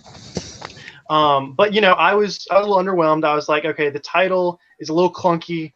It should just be Rise of Skywalker or Rise of the Skywalker, but like the Rise of Skywalker. I don't know. It filled up a lot of the screen. I know it's like such a nitpick, but I mean the title seemed a little clunky, but not bad. And it does bring up some questions as, you know, Rise of Skywalker. Well, most of the Skywalkers are gone. What's going to happen there? It could be Kylo. I kind of want it to just turn out that Rey is Luke's daughter, and that there's Carrie Russell. She's playing a brunette woman, and I'm like, who'd be right around the right age to be Rey's mom, and I'm just kind of like, yeah, tie it together. So I think either make Rey Luke's daughter and have her be the Skywalker that rises, and it would make sense for the Skywalker saga, or have Palpatine's role. Maybe it turns out that he cloned Anakin secretly through his DNA on the side, like during the events of Return of the Jedi, maybe because he sensed that Vader might betray him. And so maybe Rey is a secret clone of Anakin that just sat there for years, and then maybe through those those junk traders that were her parents, maybe they found her and she got sold off. I don't know. But that would explain why she doesn't have to really be trained at all in the Force. She's just natural because she's like a clone of Anakin or something. And maybe Palpatine even genetically enhanced her to be more powerful than Anakin, and that's why she was able to just like adapt to the Force so quickly. Also, either her being Luke's daughter or a clone of Anakin explains why the lightsaber goes to her and not Kylo Ren, because it doesn't make a lot of sense for it to go to her if she's nobody. It would make more sense for it to go to Kylo Ren because of that connection. It's those midichlorians, man. I'm telling you. Maybe her midichlorian number is just higher, and that's why. But that would kind of suck. Overall, though, I'm cautiously optimistic. I think I'm going to go in essentially like I did with Last Jedi. Try not to have too high of expectations. Just try to enjoy it. And at the end of the day, I mean, the sequel trilogy has been a pretty fun fan fiction for all of us to get involved in. So. Because that's what it feels like at the end of the day is fan fiction. The story feels like it kind of ended back in Return of the Jedi.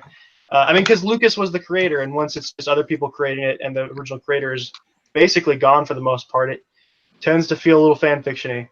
But my hope for Episode 9 is just that it is good enough. I don't think it's going to be great because I just don't have enough faith at this point. But I do hope it's good enough to at least like sort of put a little bit of a Band-Aid over the fan base. I think people are going to still fight about The Last Jedi till the end of time. But maybe if this leaves I just want it to leave a good taste in our mouths. And that's really all I care about, is that I just enjoy it and that it tops off the Skywalker saga in a good enough way that it's enjoyable. Right. And we can all agree. We can all at least, I'm sure it'll be kind of a mess in certain areas. I'm sure it'll be 3 hours long, or they'll drag it out. Like, I'm sure it'll be Hell yeah. a big deal. I'm sure we'll all argue about it in a year or whatever, but overall, I just want it to be just a good movie, and that's all I can hope for. Like, you believe that Rey is Kit Fisto's daughter? Kit Fisto. Yeah. And Mace Windu is Snoke. Oh, damn. That's why because he fell out of the window. Yep. No, it's actually Darth Maul because he gets cut in half. That's the connection. Yay, Sam Witwer! Woo! Yeah. In Ray Park. Mm-hmm. But anyway, so the Disney Plus shows, I think there's gonna be a show about, what was his name? He was one of the main characters in Rogue One. That's how forgettable those characters are. What's his name? He's the Hispanic guy. Yeah. Oh yeah. Alex, you should know this. I do. It's oh my god. That's how forgettable those characters are. Oh my gosh. Oh, Cassian Andor. Cassian, yes, thank you. I know. I knew a K. Apparently, there's going to be a Cassian TV show. So cool, really? Yeah. What? So there's the Cassian TV show. There's the Star Wars Resistance cartoon, which I've heard isn't very good. Yeah, it's got a bad IMDb rating. It's like a 4.3. It's too bad because Resistance should have been this trilogy's version of the Clone Wars, because the Clone Wars show is what kind of fixed the prequels and made them like way better. It's probably not the same people. I don't think it's the same people. Yeah, I wish it would. I wish they would do something like that though. But then we're getting the last season of Clone Wars, so that's gonna be fucking awesome. And I think the Mandalorian's gonna be good. I mean, there's the right creative minds there. I think Mandalorian is gonna be good. Ray Park is coming back as Mace Windu in the new episodes. Not Mace Windu, and Darth Maul. Darth Maul. Yeah, he did they got Ray Park to do the mocap for Darth Maul. It's all him. Yeah. No, I'm saying in the new Clone Wars episodes. That's what I'm saying. Yeah. They got him. They got before like what Darth Maul was doing. They mocapped Ray Park, and he is actually physically Darth Maul, and still Sam Witwer is the voice. Yep. Oh, I know that. Okay. Yeah. And so I've covered TV shows, episode 9. Video games? No. Oh no. I already talked about that. Not the video. Briefly talked about Solo. I think they are releasing a video game that's based during the dark times. Yeah. Before the dark times, before the Empire. Yeah, it could be good. We'll see. I don't know. Maybe not.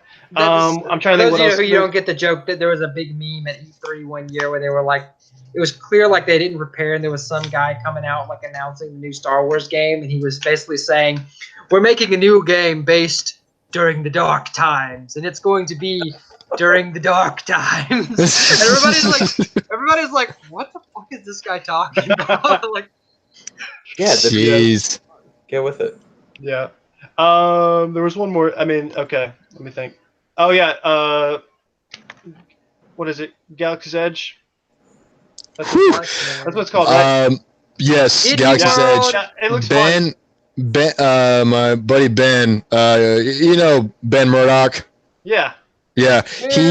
He sent me a video or a link how at Disney they have the build your own lightsaber little stations at Hollywood Studios and all that stuff. Yeah, you and I were there. There apparently there's a guy who released a video, and I think there's this article how they're going to have a similar thing at Galaxy's Edge, but it's going to be more like the FX versions, like the really expensive kind, like this, where you can build your own kind, but it's going to be like up to like the $200 and all that kind of stuff. It's going to be like really, really expensive. But that, I hope, is true, and I am looking forward to. I'm looking forward to flying around the Millennium Falcon. I'm looking forward to in 10 years when I can get a reservation at the Star Wars Hotel. That's pretty awesome. There's a booth at DragonCon where you can make your own lightsaber. Yeah. I saw that. I think they had something like that at Celebration. They had like a part where it was like a teaser of like what's going to be going on in Galaxy's Edge. I think I'm going to do that this year, like, because I'm going as a Jedi. Like, that's going to be one of the first things I do. Yes. Yeah, that's awesome. I'll build the lightsaber, and then I'll have the lightsaber when I dress up as the Jedi on Saturday. Yes. I have a fun thing. It's unrelated to Galaxy's Edge, but I'll make it quick. This past Saturday, we had Star Wars night at the Rome Braves, and I got to be a handler for the Star Wars characters. We had Mandalorian Merc, we had Darth Vader, we had 4 stormtroopers of the 501st. One of them was a female stormtrooper, and 3 of them were scout troopers. We had Jawas. We had someone dressed up as we had Jen Erso and Princess Leia and a rebel soldier, and it was so much fun. And I'm hoping to join in on the Rebel Legion and the 501st, the Mandalorian Mercs, because that's a nonprofit organization, and they do all that stuff for free, and you make your own costume and all that kind of stuff. And it was so much fun. And they said that they want to come back next year, so you guys keep an eye out for Star Wars Night at the Rome Braves for the 2020 season, because it's going to be the shit. Well, I won't be in Rome in 2020. Boy, you better take it. You fly, or I'll come get you and get you a ticket to Star Wars Night. It's going to be the shit. You're gonna come get me in China. Dude. I'll send you pictures, or I'll Facebook Live it in case they have me as a handler again. But more than likely, I hope they do. Oh, last thing. I wanted to finish up my thing about the future of Star Wars. Last thing is the new trilogy coming in 2022, done by the Game of Thrones guys. Hopefully, Old Republic. Honestly, I just want to see them get away from what they've been doing. And really, honestly, if there's one thing I could say right now to Lucasfilm and Disney, above anything else about this new trilogy, even if it's not about the Old Republic, even if you make it about some random shit, I don't care. No matter what it's about, no matter who's in it, no matter who writes it, no matter what type of Star Wars movie this is, please, if you're making a trilogy, have a plan from point A to point B to point C, and have it all connect, and don't just make it up as you go, because clearly they don't know how to do it like in the spur of the moment. Just make a plan. The only movie that can get away with being made up on the spot was Gladiator, and they actually made that film like they had 10 pages of a script, and then the director just made it up as he went along. So awesome. It's not a recommended way to make a movie, but it worked at the time. Because it was a solo film. Standalone movie, yeah, not a trilogy. Yeah. They should do the Lord of the Rings thing where they film it all at once. Yeah. They should. I agree with that. Under one director, one creative vision. One director. Because that shit solves so many problems. Keep it consistent, and that way, nobody gets confused, and because if a smart director knows what they're doing, they're not gonna, it's gonna be consistent. Hopefully, they'll throw in a few twists and all that kind of stuff, but you can somewhat anticipate without completely anticipating what's going to go on. Because if you think about it, most trilogies, you end up going like, I liked this one, but I didn't really like this one and this one. But with Lord of the Rings, it's like all consistently good. Except the Spider-Man trilogy, the Sam Raimi Spider-Man trilogy, all 3 are equally as good, right, Steven? Oh, God. My favorite is, that's not true. I think the best one's probably Spider-Man 3. That's my personal favorite. That's the best one. Objectively, it's probably objectively. So they made up for it. Sony. Steven. Topher Grace stole the show in the third one. Spider-Man 3 is to Steven what The Last Jedi is to Kyle. Basically. Sure. All right, guys. Well, thank you so much for coming on. They're about the same caliber of film, if we're being honest. Yeah. The same caliber of writing. Thank you guys for coming on. Yeah. I appreciate it. This was a great first episode of the Guest Pod. I'd love to have you guys all on again sometime, and maybe we'll do another Star Wars type podcast again in the future. Anything Star Wars, you know who to call. Yup. When Rise of Skywalker comes out, we need to do this again. Mm-hmm. Maybe like a 30-minute to an hour max episode, not 3.5 hours. Do a review. Yeah, let's have somebody let's have a clock put on, just like, all right, this is our window, and let the discussion begin. I mean, this was about what I expected, because we all are passionate about Star Wars. We all love it, and we all have very different and diverse opinions of it. Even though we're not a very diverse group, we're just a bunch of white neckbeards on the internet. But yep. I don't have a neckbeard. I can't.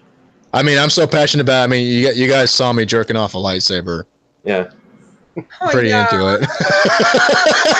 And I don't want to know what you do with that lightsaber when the camera isn't on. Tune in next week. All right, guys. Good night, everybody. May the force be with you. May the Peace. force- With you. And don't Rock S wells in attack positions. Jedi and Sith. May the force be with you all.